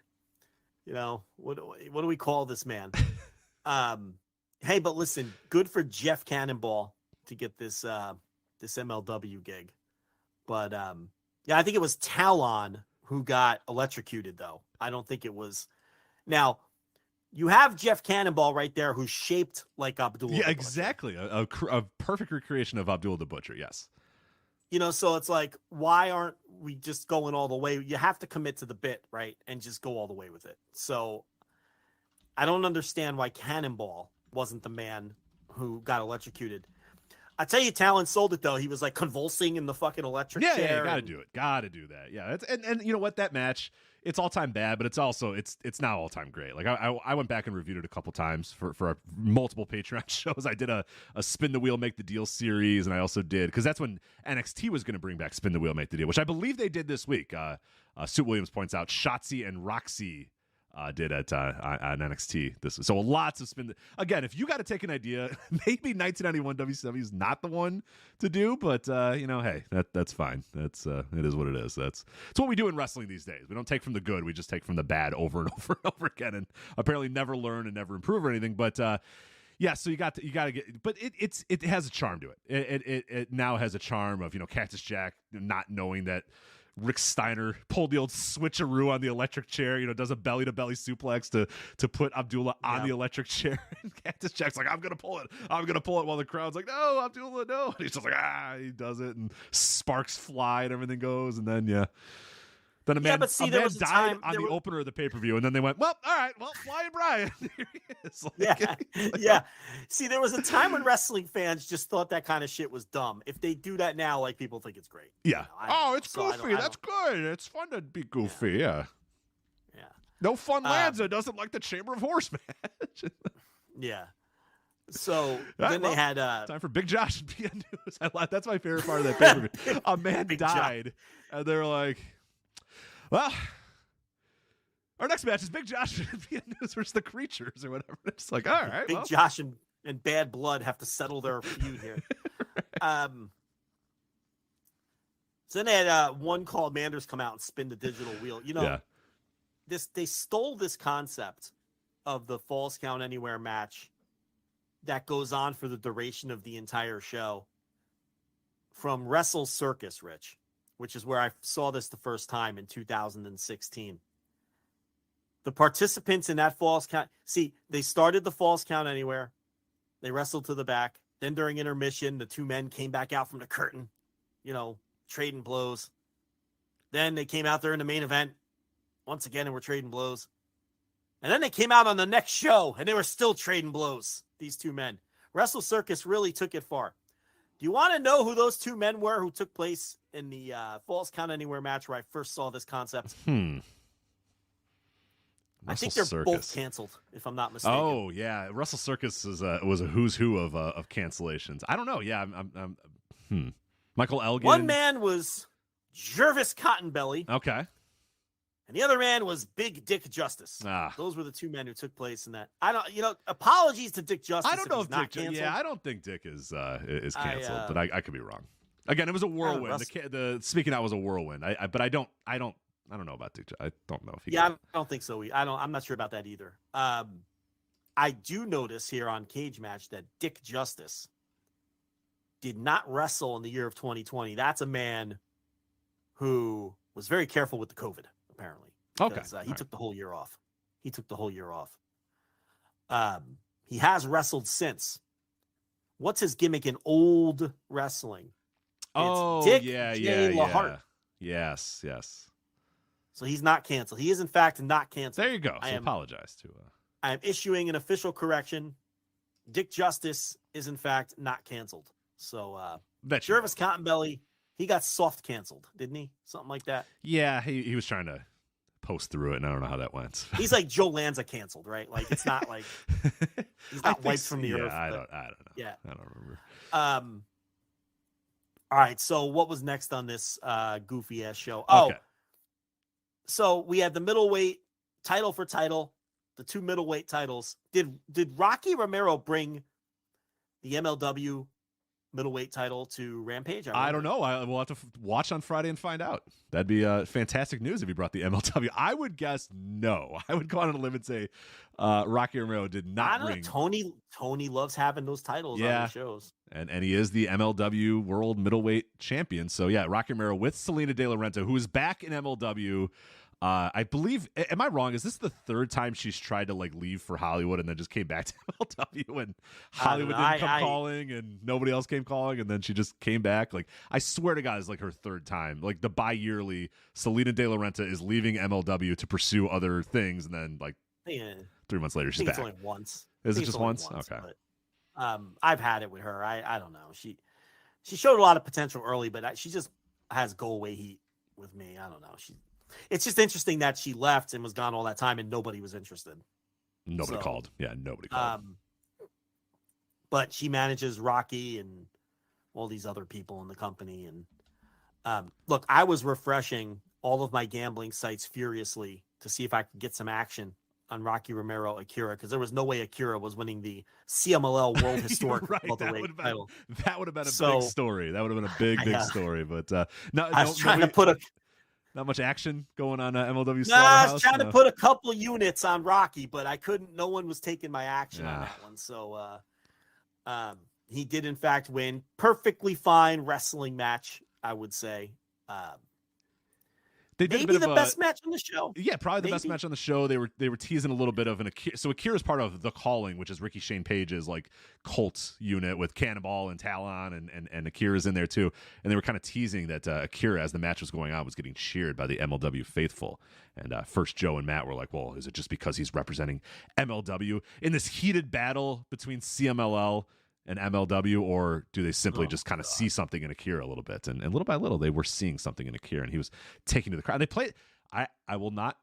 They played off this in the end of the False Count Anywhere match. Akira possibly breaking away from The Calling. So, Joe, I am into this story of what will Akira leave The Calling or not? We'll find out soon. So you're not into it. I'm not into it. That's a lie. That's a lie. I shouldn't have about that. And they always have to have a spooky crew in this company. Always a spooky crew. Yeah. For half these matches, there were 2 hospital orderlies wearing scary masks with a gurney at ringside for some reason. You never know. You never know when you need a gurney or a. Can I just have pro wrestling anywhere? No, you can't. Can I just have pro wrestling anywhere, Rich Critch? Do we have to have spooky men with a hospital gurney at ringside with every match involving dopey Ricky Shane Page and his stupid spooked crew? Do we have, can I just have, even in MLW, where they call the matches fights, then they have weight classes, and they put up these graphics showing the different fight styles of the competitors, which, by the way, I tried to film this. I was frustrated. Alex Kane and Tom Lawler are about to wrestle, and they put up the graphic, the tail of the tape, right? Yeah. Because, MLW, they're serious business. Oh, for sure. Even though they have masked hospital orderlies with the gurney at ringside, we're serious business here at MLW. So they put up the tail of the tape. Here's the problem, Rich.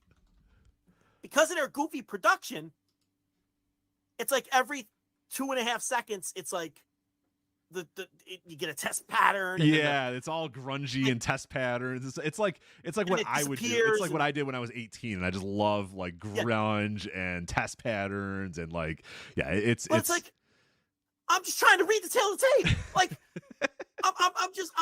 I'm interested. I'm like, oh, Alex Kane, 248 pounds. Whoa, what happened to the fucking screen? Oh, there it is. Okay. It's always making noises too. Yeah. Oh, okay. There's this fight style. Let me look at Tom Lawler. Oh, there goes the fucking screen again. I can't read it. Just, can we leave the fucking graphic alone so I could read the damn tail of the tape? You made me sit through a Chamber of Horrors match where a man got electrocuted to death. You got this gurney at ringside with the two spooky orderlies with the fucking masks on. Can you at least let me read the tail of the tape? You can't read the tail of the tape. The tail of the tape is unreadable because the tail of the tape is interrupted by their goofy production. Why even put the tail of the tape up if I can't read the tail of the tape? That annoyed me. I'm glad you noticed it too. Fighters. They're called fighters. Yeah, these fighters. You can't call your guys fighters and say they're having title fights and their weight classes and all this other shit. And then have spooky orderlies with a gurney at ringside with your spooky crew that you have to have on all these shows. So I don't know. Rocky and Akira was fine. Yeah, that was the best match on the show by far. By far, yeah. Yeah, I mean the main event. Maybe the main event was good too. Main event wasn't that good, but great. It was an average match. What match was better? What match was better on the show? No, none were. But by far, why am I even dissecting this as much as I am? Yes, Rich, it was the best match on the show by far. There it is. Here's one that wasn't. Janai Kai versus Delmi Exo for the featherweight title in the super serious MLW promotion. Weight classes, yes. Look, MLW is a good spot for Janai Kai at this point in her career, right? This is a good step for her. This wasn't very good, though. It was a mess. She wins the title, which is fine with me. Delmi Exo has wore out her welcome here. Her tag team partner, she's not even around anymore, right? Like the fucking, what are they called? The Snazzy Dolphins or something? What's the name of that tag team? Hold on, I'll find it. Are you thinking of the Sea Stars? The Sea Stars. Yeah, Ashley Vox and Delmi, the Sea Stars, because they're sisters. Yeah. So, do you get it? They're Sea Stars because they're sisters. Yeah. Correct. Mm-hmm. I don't know. Yeah, that's a good. I don't know where Ashley Vox is. That's a good point. I'm not sure. No, it's just been Delmi Exo for a while now with the ML dub. So, and she's been this champion for like a fucking year or something, right? Or a long time. She has been the champion since April. She beat Taya Valkyrie to win the title in April. Well, yeah, that's right. When Valkyrie was appearing on MLW after she had already debuted in AEW because the matches were so schedule was out of control. Yeah. The last time the Sea Stars wrestled in MLW was 2021. That's when when Ashley Vox exit stage left. What has she been doing? I don't know what Ashley Vox is doing. I'm not sure. I'll tell you what she's been doing. Nothing. She wrestled a couple times after that. And the last time she wrestled was last June. Okay. Looks like that's over. Yeah. Yeah. So did a little bit of Tony Khan ROH. Wrestled Anthony Green in June. I don't know. If I was a wrestling promoter, would I ever book Anthony Green versus Ashley Vox? I have to say I wouldn't personally, but what are these people thinking? I don't understand the mind of the independent wrestling promoter. Shut Up and Take My Money guy thought it was awesome. Now, is he going to watch it or go to the show? No, but Shut Up and Take My Money reply guy, and what reply guy? Rich, I don't think anyone thinks Anthony Green versus Ashley Vox is awesome. I'm sure I could find the tweets that announces it and several people going, "What? Wow. Unbelievable." None of them watched it though, but they're the Futurama gif. Right? Yeah, right. The Shut Up and Take My Money Futurama gif guy, yeah. So anyway, Delmi Exo is no longer the champion, Janai Kai. And if you really want me to break down and analyze MLW, this was the right move. Right. You don't. I don't know who wants me to do that, but you don't. That person out there, you don't. And if you do, you don't. Well, where else are people going to break this down? They got to come to us. I will say the one thing though, MLW does get their word out there because for some reason wrestling sites post Court Bauer's emails as news. So MLW does get, but it never gets like discussed. They just post like MLW signs, rumored to sign new television contract, and it's like. In Luxembourg. Yeah, right. But the thing about it is they don't cover MLW. No one's watching it. No one's watching it. These sites just use it for the content. They get a press release and it's content. That's all. What other show is reviewing this other than us? Is there one? I'm not aware of one. I would be stunned. Yeah, people could send us other MLW review podcasts. So, well, does Erin Quinn still do the MLW podcast? I don't believe she does anymore, unfortunately. Can't blame her. Yeah. You know. Would you? Would you? She wore out. It wears you down, man. The MLW. I used to review MLW's TV. You did?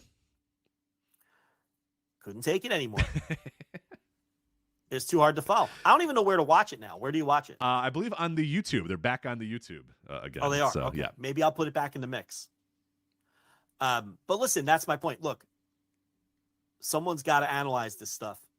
Janai Kai's the right move. Yeah, Minoru she's Suzuki always, versus... Oh, I was going to say about Janai Kai. I got more about Janai Kai if you want. There's something there, but I don't know if it's ever going to come together with Janai Kai. It's like she still seems a little apprehensive to just fucking lay it in. You know what I mean? Just kick somebody. She's always real soft about her kicks and all real soft about her strikes or whatever. And I get it. You want to go out there and potato people. It's 2023. You can't really do that anymore. But I feel like it'd be a little bit better if she just laid it in a little thicker. And the person that she's facing just has to know, hey, Janai Kai is going to kick you in the back pretty hard. Just take it and be okay with it. Because it's always, she comes out, she's got a good look, I think, but then the offense looks kind of weird. It just looks like she's playing fake karate. Like, you know how Mike Bailey was many, many years ago, like 10 years ago? Yeah. The first time you saw Mike Bailey, and he was just like some dollar store karate guy, and you're like, this isn't it, man. And he's gotten rid of most of that in his game. He's still got a few spots here and there, but that's kind of what I get with Janai Kai, where it's just like, she looks like, and I think she has like a legit fight like background and stuff. It's like, but she still looks like somebody who's playing like a karate fighter, you know, so not quite somebody who does it. So Taekwondo black belt. There you go. So okay, so she can lay it in if she needed to. At least that's how Matt Stryker told me that. Yeah, well, Jesus. Okay, well that night. Yeah. Super Mario told me that, so maybe. The boy takes Taekwondo. He just recently got his white orange belt. That's good. Good for him. 6 years old, out there breaking boards and shit. You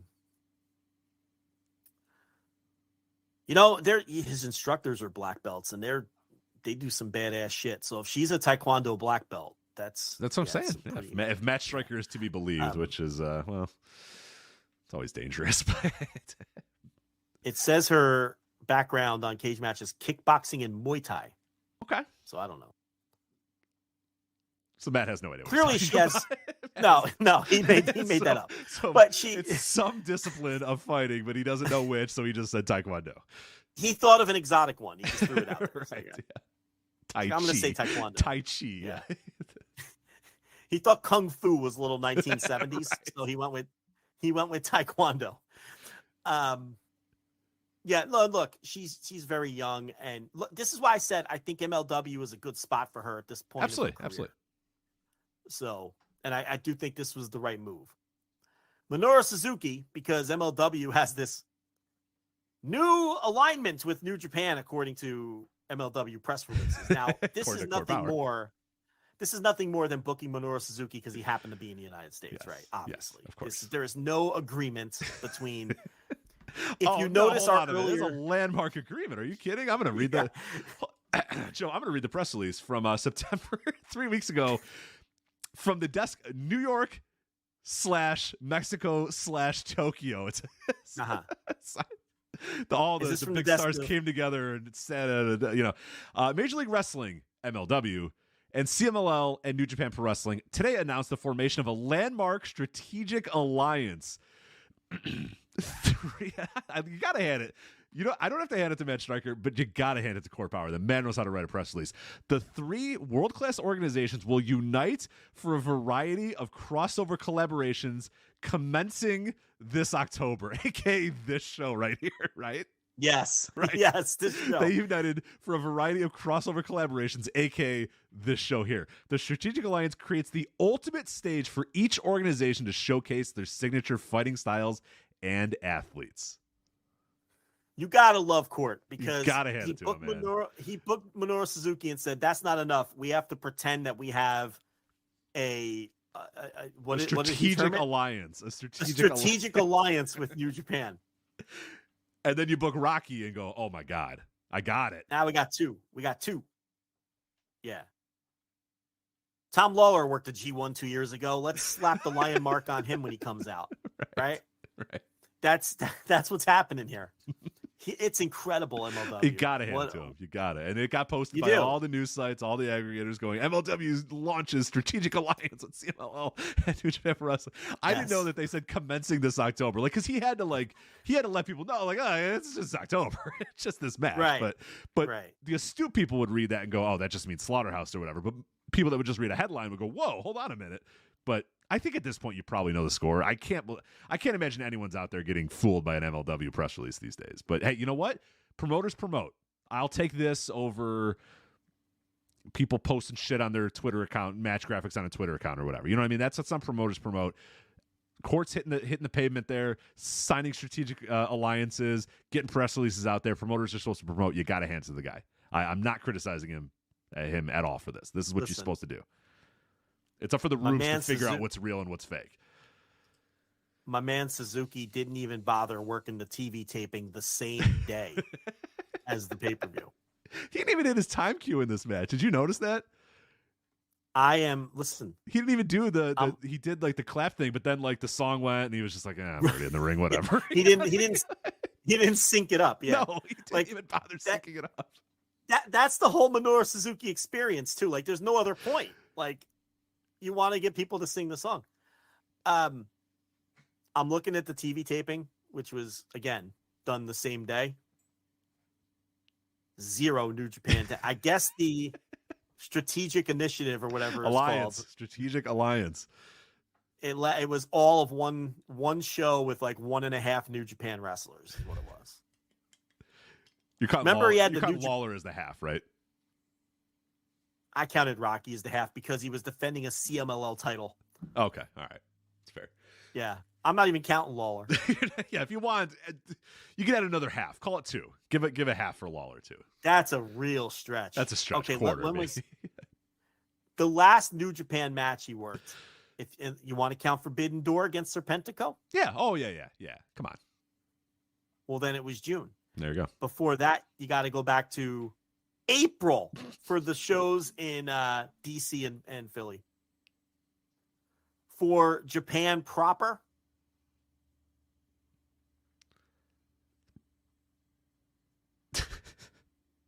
August 2021. August 2022. I was going to say. Yeah. Gotta hand it to the guy, though, man. This is great. Strategic initiative. Alliance. Strategic alliance. Strategic alliance. Fucking snazzy dolphins. Sea stars. Snazzy dolphins. Close enough. So Minoru and Jacob Fatu, boilerplate Minoru Suzuki match. They chopped each other, struck each other, screamed. It was over. So I like Minoru Suzuki not doing the JOB though. He's like, fuck no, I'm winning that match. No, definitely not. He's like, you kidding? I'm Minoru Suzuki. I ain't losing. So Fatu's losing a lot in MLW. Yeah. They did another Weapons of Mass Destruction match and he lost to Ricky Shane Page. That's how Ricky Shane Page got the national title. But it's now look, the Weapons of Mass Destruction matches are terrible too, but at least it's theirs. It's their concept. You know what I mean? I don't understand why we're doing Chamber of Horrors. I just don't get it. Next up, then they finished the Ricky Shane Page Manders match, right? Which someone at Cage Match meticulously timed at 46 minutes and 37 seconds. We've got 2 votes on Cage Match for the Falls Count Anywhere. Both gave it a 3. That's probably fine. Yeah. As I mentioned, they teased that Akira, he came out there of the Calling, and Ricky Shane Page threw Akira at One Called Manders, and then that's how he defeated Ricky Shane, or he defeated One Called Manders. So there was a little bit of, hey, you used me to win, and yeah. Look what this guy says on Cage Match. Really looked forward to this match, but was left disappointed. Well, that's your fault, dude. I don't know what your fault. Yeah. The fuck are you thinking, dude? Enjoyed them trying something new, but this was not executed well. 3 out of 10. You've been corrected on your Tom Lawler. He was there for the Independence Day shows this year. The New Japan I Strong just independent said, shows. I said the DC and Philly shows. That's what I said. No. This is the one they had in Korakuen Hall. Remember the actual Independence Day, July 4th and July 5th. They had those 2 shows in Japan for New Japan Strong. Oh, yeah. I blew over that because it said New Japan Strong on the fucking logo. All right, whatever. Why you got to ruin the bit? Swink. That's what Swink or Andrew This Rich. is the suit. This is the suit this time, I believe. Suit getting in the mix now? I think his Saints just lost the game, so he's got a lot of extra time now for the rest of the night to correct you. It, huh? Yeah, it's understandable.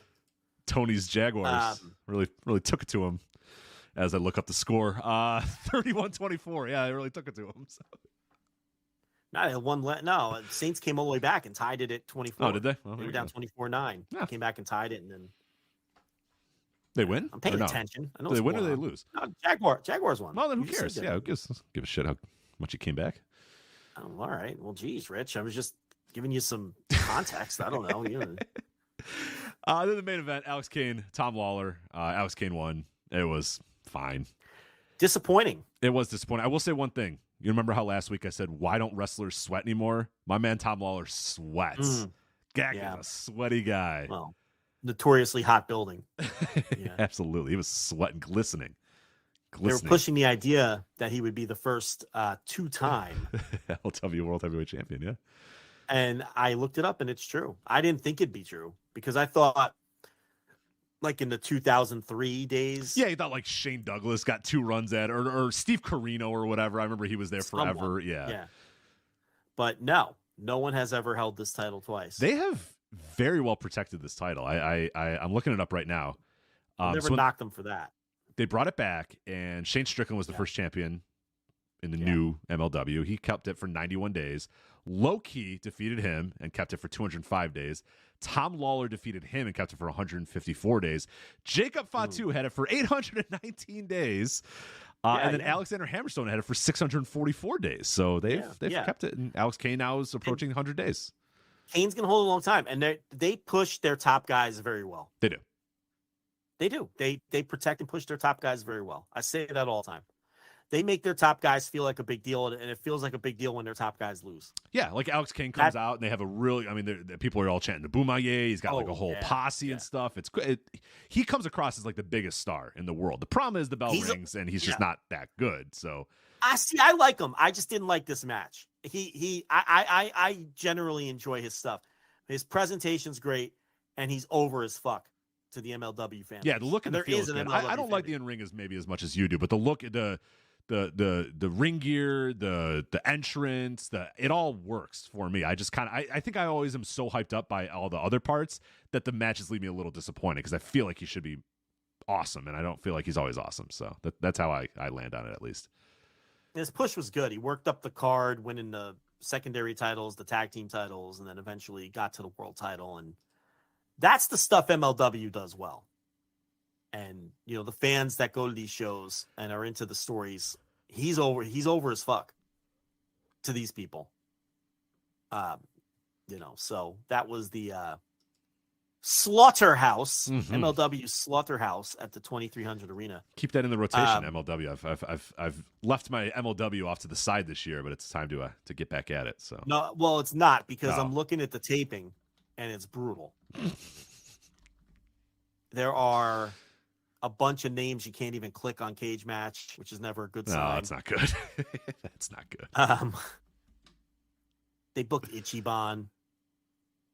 Guess he's been there. Well, I mean, we would be remiss if we didn't mention that Matt Cardona came out at the end of the show. Oh, right.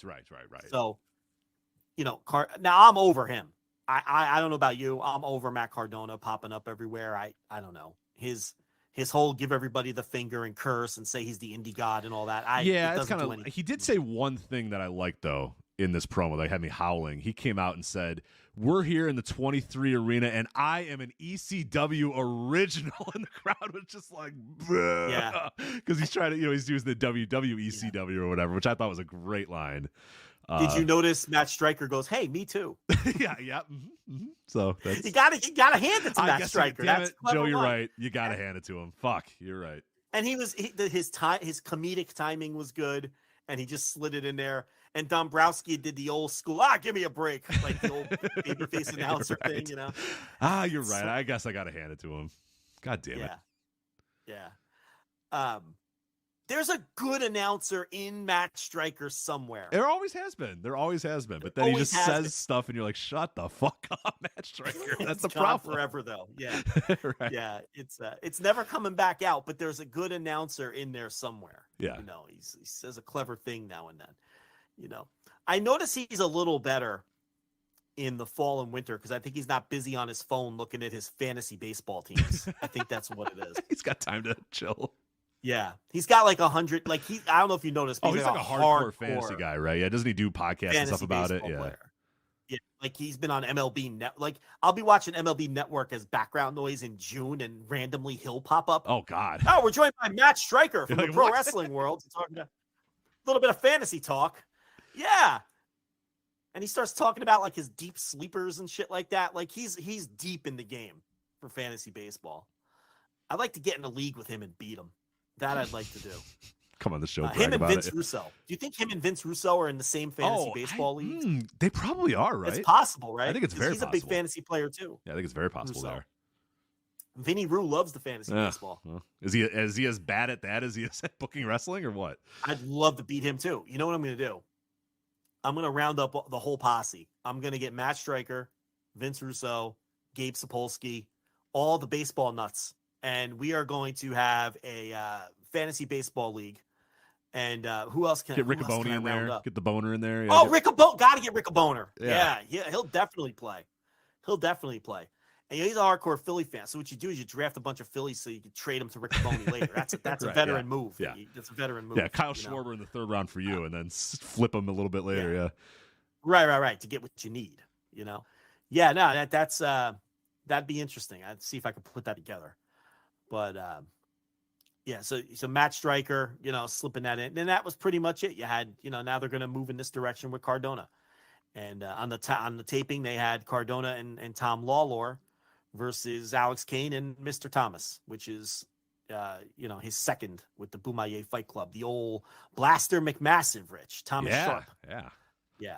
Who, you know, that was, they didn't have any, they had one title match on the whole taping. The Calling in Second Gear crew, the feud that will never end. I do not need to see that. God. It's like these Circle 6 rejects versus the Game Changer Wrestling crew. I don't know. No interest. So, yeah, you're wrong because, well, Akira teamed with Ricky Shane Page. And it doesn't look... Well, maybe they broke up. Who knows? Maybe that was look at the result. I clicked ahead to that card. Look at the result. I don't know. Oh, did they break up? No contest? No contest. I don't know. Spoiler alert. We'll just have to watch MLW Fusion live on YouTube on the day that it gets uploaded to YouTube. Thursday. I think it's a Thursday show, right? Yeah, I don't think it's on YouTube. I don't think you're right about that. 3 hours ago, 42 minutes, 43 seconds, MLW Fusion 187. Okay, you're right. All right, when they get their fake TV deals, they take them off of YouTube, but then when their fake TV deals are done, they go back on YouTube. Right. I'm going to give you some of the winners of the matches on this TV taping. Okay. Listen,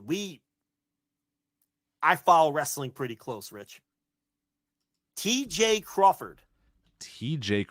I don't know if I know of a TJ Crawford. Tiara James. All the stars. I don't know. Griffin McCoy. Griffin McCoy. I don't know if I know Griffin McCoy. Brett Ryan Gosselin. Rich was a big winner on the pay-per-view, Rich. All the stars. Ichiban. I unfortunately know Ichiban, but... Yes. These are the winners of the matches, Rich. Here are some of the losers. Nolo Katano. All the stars, Rich, on the MLW show. Notorious Mimi wrestled. Riley Crow. Jay Bougie, Rich, wrestled on the MLW taping. The main event, which one? I don't know. There's like 3 of them running around the indies. Tag teams that call themselves. We got to figure out which main event. Yeah. Yeah. So yeah, things are not looking great for the MLW. Yeah, maybe I won't watch many fusions coming up, but yeah. Oh, by the way, Talon is not dead because he lost to Mance Warner. Oh, he's bad. Well, that's good. That's good to hear. After getting electrocuted, he's fine. So yeah, Talon is not dead. He is, in fact. There's no sign of Cannonball. Oh, Did no. we mix up who was in the electric chair? I don't think we did. Maybe. You just went with it when I said Talon. Yeah, I mean, honestly, I didn't know. If you put a gun to my head and said who was in the electric chair in the Chamber of Horrors match at MLW Slaughterhouse, I would probably I'd have a 50% chance, so I'd probably just say, yeah, I don't know. It's like I was saying 3 hours ago at the start of the show. We got a good feel for each other. I said it was Talon, and you just went with You it. had such confidence with it, so I assumed, Yeah. you were right, but I guess maybe you weren't. But maybe it was Jeff Cannonball. Maybe he's dead. I respect it if he's dead in the canon, because then you got to circling back to our then you got to comic book talk. Yeah, I want the man to be dead if he got put in an electric chair. So, that's your MLW talk. We got anything else? Are we done? Like, what's happening? Real quickly, just wanted to chime in on West Coast Pro 5. I watched that show last weekend, their 5th anniversary show. The rest of the show itself, I mean, there's nothing that you real standout matches elsewhere on the card. The main event, though, Starboy Charlie, Titus Alexander, Starboy Charlie defeating Titus Alexander. Good little match. I think it's a notebook match for you. I think you would enjoy it. I went 4 flat on it, maybe 4 1/4 if I was feeling nice that day.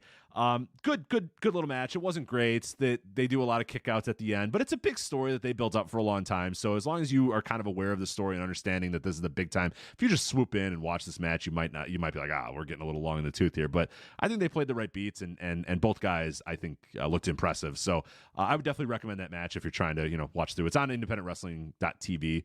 They streamed it live on YouTube the night of, but it's also on IWTV as well. So I would go and check that out if you get a chance. And our boy, Vinny Massaro, the egomaniac Vinny Massaro, defeats Masato Tanaka in a notice. Can you believe this guy books himself to defeat the legend Masato Tanaka? I'm not surprised. I'm not either, but good completely Lord. Out of control. He's completely out of control. God, Kevin Nash, 1999, man. Booker, man. Pencil man here. Just unbelievable. Vinny Massaro. Can't even drop a fall to Masato Tanaka. You fly in Masato Tanaka, and this guy strokes his goatee and goes, nah, I got to beat Masato Tanaka. Sends him back on a plane, a defeated man. Unbelievable. Sends him packing. Yeah, I heard his flight was like an hour later. Just send him packing. Unbelievable, Vinny Massaro. But back to the land of the rising sun. Get out of here. Right. Thanks for the JOB, pal. Hit the bricks. Yeah. Probably didn't even invite him out. Him and Kobashi probably went out for drinks afterwards and reminisced about. It must about. be nice for Vinny to have a vanity promotion where he could just beat worldwide superstars every month, right? I bet he broke bread with Kenta Kobashi and asked him if he could get one over on him too. I bet. Yeah, he'd love to. Hey, while you're here, listen, well, I got your ear. Yeah, well, I got your ear. Maybe a little sake got involved, and Vinny. Yeah, I know it's been a while, but what's your rate, brother? And right. Get him in there. Do the JOB, hit a burning hammer on him or whatever. Give him the JOB. Yeah. But fun little show. Spots. Definitely recommend that show if you get a chance to check that one out. West Coast Pros 5. I know quickly you watched Grand Ship 2023 in Nagoya as well. Anything that I need to watch from that Noah show? Yeah, that was a couple weeks ago, actually. First of all, they only drew like 950 fans, and that's not great. Jake Lee defeats Go Shiozaki, who was the N1 winner, of course. It's just not working, Rich. Jake Lee. Gee, really? I am stunned. I know by you're this. surprised. Wow. I know you're not. So you're saying he's wrestling and less people are going and nobody makes noise and all of his matches are bad? Yeah, I mean, the matches aren't great. I don't know if I'd say bad, but bad might be strong, but they're perfectly average matches, and no one's buying tickets to see them, and he's not coming across like a guy. You know what I mean? He's coming across like just a guy, not a guy. Yeah. And this just isn't working, and I thought they were going to get away from it right here, but they didn't. He won the match with his big boot to the face. So it was all right. They had I want to talk quickly about Psycho Clown because he worked the tour, and man, was he over. I mean, it goes to show. You get over somewhere, there's a good chance you can get over anywhere. You know what I mean? That's my belief. And I watched a couple of the shows from the tour before I watched this, and there was a tag match, a 6-man tag where he pinned El Hijo del Dr. Wagner Jr. to set up this national title match on this show, right? And he did his entrance with his, signature music and everything. And there were little kids in the crowd with Psycho Clown masks. And he was picking them up and putting them on his shoulder and just having a great time. And people clapping along to his music. And this guy went over there and got over. And, he got in there with Wagner Jr., son of Wagner Jr., Wagner Jr. He got in there with him.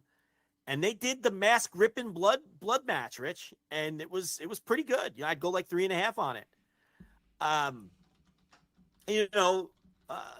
Wagner Jr.'s kid won. It's so wordy to say his name that I try to think of what's the best way to say that guy's name. You think, Dr. Wagner Jr. Yeah. How should the son of Dr. Wagner Jr. The son of Dr. Wagner Jr. I think is the best way to say it. So anyway. They did the mask ripping match, and obviously Psycho Clown wasn't going to win the title, but it's pretty good. And Psycho Clown has gotten over with the Noah fan base. So I also like what they've done with their junior titles, the junior tag team titles, I should say. Well, that was the best match on the show. So it was Alpha Wolf and Dragon Bane, and they beat Alejandro and Ninja Mac, and Ninja Mac is just fitting in more and more. And so they win the titles, which were vacant. But I had that as a low-level notebook match, and I had that as the best match on the show. So I thought it was a little bit better than the Wagner Jr. Psycho Clown match. It was better than the main event. They just go in there and do spots, and it's entertaining and it's something different. It hits different when it's the only kind of match like that on the show. So yeah, that was good. Hayata beats Saiki Yoshioka, but then the big thing there was Daga is the next challenger, which isn't going to excite anybody. God. No, that's not going to excite Hayata anybody. versus Daga. Yeah. No, thank you. No, thank you.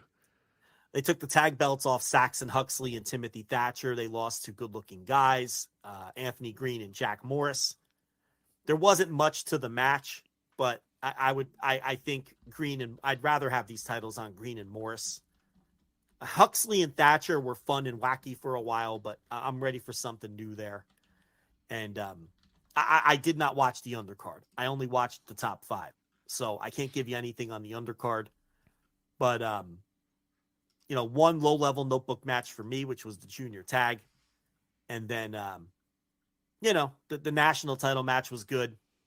The GHC match was okay. But Jake Lee just isn't connecting with their audience, and his matches aren't great.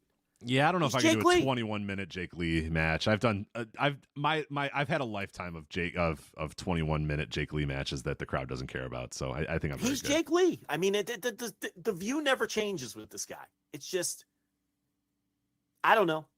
They gave it a shot, but it's going on way too long. It's time to pivot off. They're going to lose Nakajima soon. Kanoa is the next challenger. He was doing commentary. And, he took off the headset and got in there and made angry Kano faces, and he'll be the next guy. And at this point, we just root for whoever faces Jake Lee to beat him. Does Kano feel particularly hot right now? No. Is Noah particularly well booked, so does it matter? No. They could do anything, and it wouldn't surprise me. So... And I don't know. Maybe Kano will beat him. Several things that come out of nowhere and surprise you. So yeah, it wouldn't be. I tell you, their production though, and the thing with the wrestling universe, New Japan World's getting that revamp. Now, let's see. Come today? Was that today? I don't know what it was scheduled for. I think it's coming pretty soon. But one of the things the archives, they said they're slowly going to bring the archives back, which always worries me a little bit. That always November 9th. Oh, you're concerned they won't put it. November 9th is the new Japan World. So yes. You're concerned they won't get all the archive back up, is what you're concerned. I guess. I don't know. Anytime I hear we're going to slowly roll it back out, or we're going to I just worry that everything that's up there right now, it's going to. I don't know. I was worried about that with Peacock too, and they eventually got everything up there on Peacock. But anytime you're moving something over and it's not immediate, I always worry that it's just going to get lost to the cutting room floor. But we'll see. Yeah. But Wrestle Universe though. I don't know the last time you've been on there for a full show, but now they've got on the progress bar, what's the official terminology for that? I was gonna say progress bar. Okay, so the progress bar has chapters on it, Oh, so that's you awesome. Can easily, okay, good. I don't remember that the last time I watched a show with them, so that's cool. Like the network used to have. Yeah, the WWE Network back when it was good and it was usable. And the chapters, when you scroll over it, it shows the little card for the match too, like the two faces and the match. Like, so it tells you what the match is. It shows you the participants, and you could scroll right to the match you want to watch.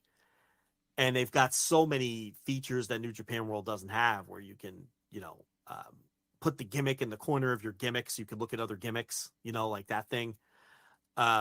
So it's so far ahead of New Japan. So hopefully the revamped New Japan World can catch up to Wrestle Universe, both in terms of picture quality, right, and all the great bells and whistles that Wrestle Universe has them just totally smoked on. So, but yeah, not much really going on in Noah and All Japan right now. They both had really slow Septembers where they only ran a couple shows each. As they slow it down and at the end of the year here, and it's almost November, so you wait around, and then January they'll have all those big matches, the big cards the first week of January. Yeah, it's always like that first week you're already way behind the 8 ball, because January 1st comes and everyone's got shit going. 0-1 pops up for their a couple times a year appearance. You got the Wrestle Kingdom. Yeah, it comes quick, but yeah, things chill out in September. They get going a little bit in November. December gets rocking at the beginning, slows down, and then January we're off to the races, and it pretty much stays that way until this time again next year. So and we keep an eye on Nakajima to see what his next move is going to be. Yeah, still nothing from him so far. So we'll see. But yeah, it looks still finishing up, I think. So looks like the Noah stuff. The best thing is like the Luchadors, which is I got to catch up on CMLL, so I'd probably just rather watch CMLL than Noah stuff. But Wagner and Psycho Clown sounds good. So listen, we'll end with this. You gotta watch that. Let me make sure I get the date right. Yeah, give me a date. Give me a date. It's always good to start my weekend with some CMLL. This fucking show was better than the anniversary show to me, and you were gone for the anniversary show because I reviewed that by myself. Right, I did catch up and watch it all, and I like that show, but maybe not. It wasn't all the way. I didn't think it was. It wasn't. I didn't think it was a great show. Yeah. Now, people who parachuted in based on the year really loved it, and I can understand that. But they've had better than the anniversary show this year. And I'm going to tell you right now, the September 29th show. September 29th. Holy shit. Got it. All right. This fucking show. The start right off with the Cavanario versus. I watched some of this show. I watched the main event at least. I saw the main event. Watch the rest of it. Yes. You don't listen. You don't have to watch that trio semi.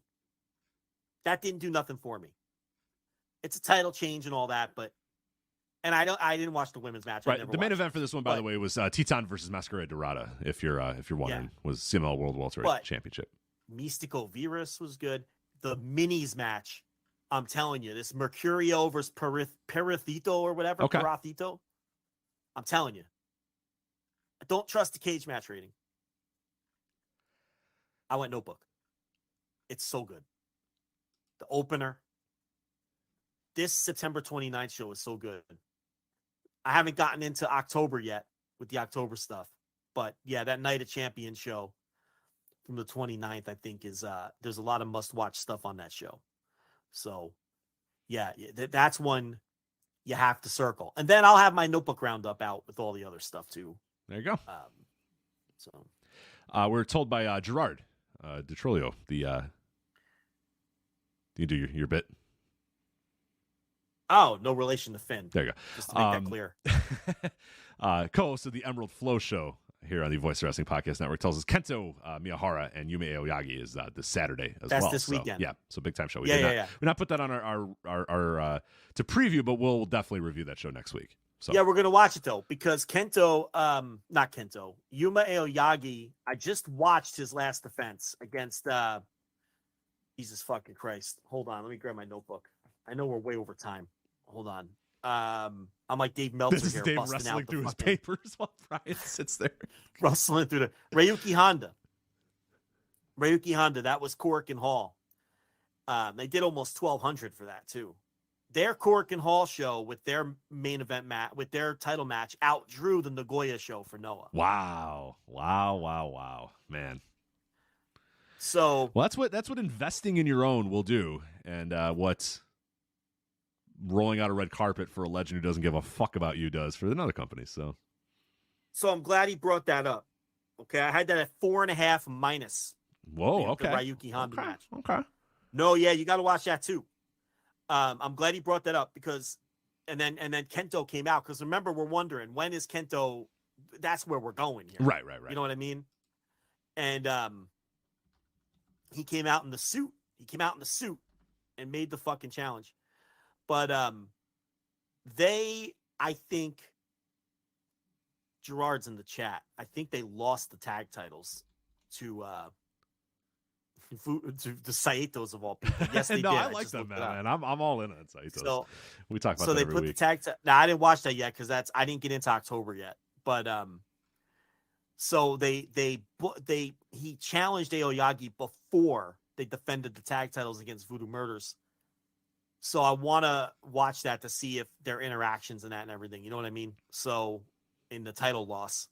But yes, that match is this weekend. And yes, obviously we're going to watch that and talk about it. That's a big time match. I mean, you know, that the ceiling for that is match of the year. Oh, absolutely. So, you know, we got to be on top of that this weekend, and we will be on top of that for sure. Weekend. Definitely be watching it. Nathan in the note of chat room points out All Japan happy to be competing against Jake Lee. It's funny, you know, that Jake Lee gets poached from All Japan. They're probably like, all right, your problem now. And now they are outdrawing them, you know. Now they're outdrawing them. Yeah, and Korakuen versus the building in Nagoya, which that shouldn't happen. No. You know? But Noah has a way of making their big shows look big anyway. Mm-hmm. It's, you know, so that I was surprised when I saw the attendance because I watched it. And, you know, I went in unspoiled and then I was like, holy shit, they did like 929 or something, 929 fans, I think it was. Let me get the exact number. It was I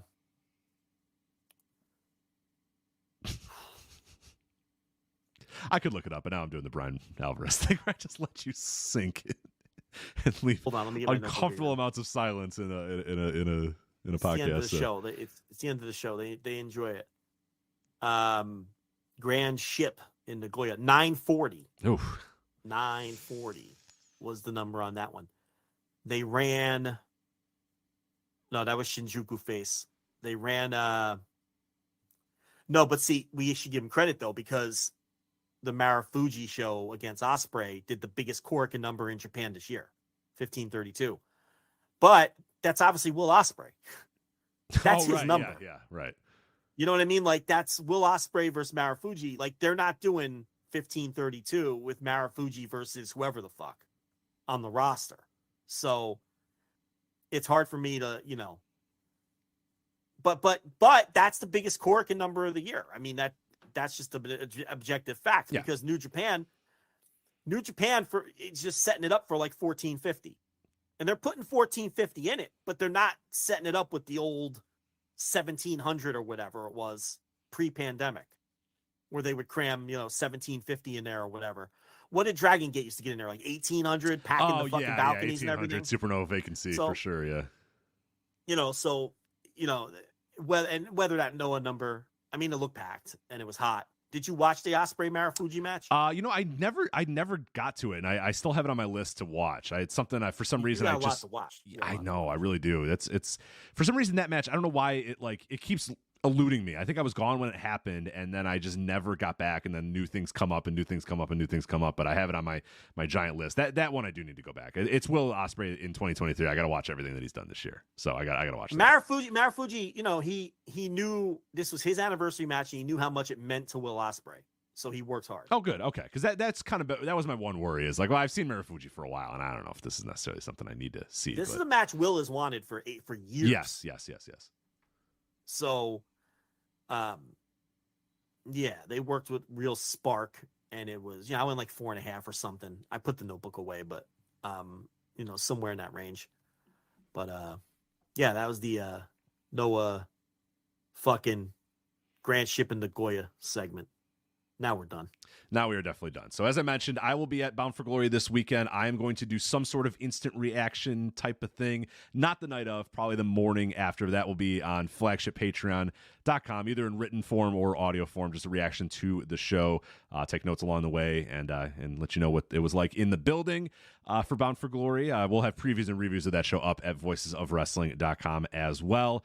Also, flagshippatreon.com for the Thursday Dynamite reviews, for the Bound for Glory story, for the Wrestling Observer Hall of Fame shows. A few more scheduled to come in the next couple of days, as well as we're trying to figure out who we're going to put for all the guests and get the right guests. But we'll have guests. There'll be great shows. We're 2 for 2 so far, and I think we'll round it out quite well with the rest of our Wrestling Observer Hall of Fame shows there at flagshippatreon.com. Make sure you go to voiceswrestling.com, subscribe to the Voice Wrestling Podcast Network wherever you get your podcasts as well. And that is it for us. That is Joe. I am Rich. We will talk to you next time on the Flagship Podcast. Take care. Hello, everyone. My name is Taylor. And I'm Kelly. And we are the co-hosts of Jumping Bomb Audio, the podcast all about Joshi Pro Wrestling here on the Voices of Wrestling Podcast Network. Every other Monday, we are with you talking about the biggest news in Joshi, along with show reviews, previews, and much, much more. So if you're new to Joshi or you've been a longtime fan, this is the show for you. We've got something for everyone here. So check us out, Jumping Bomb Audio.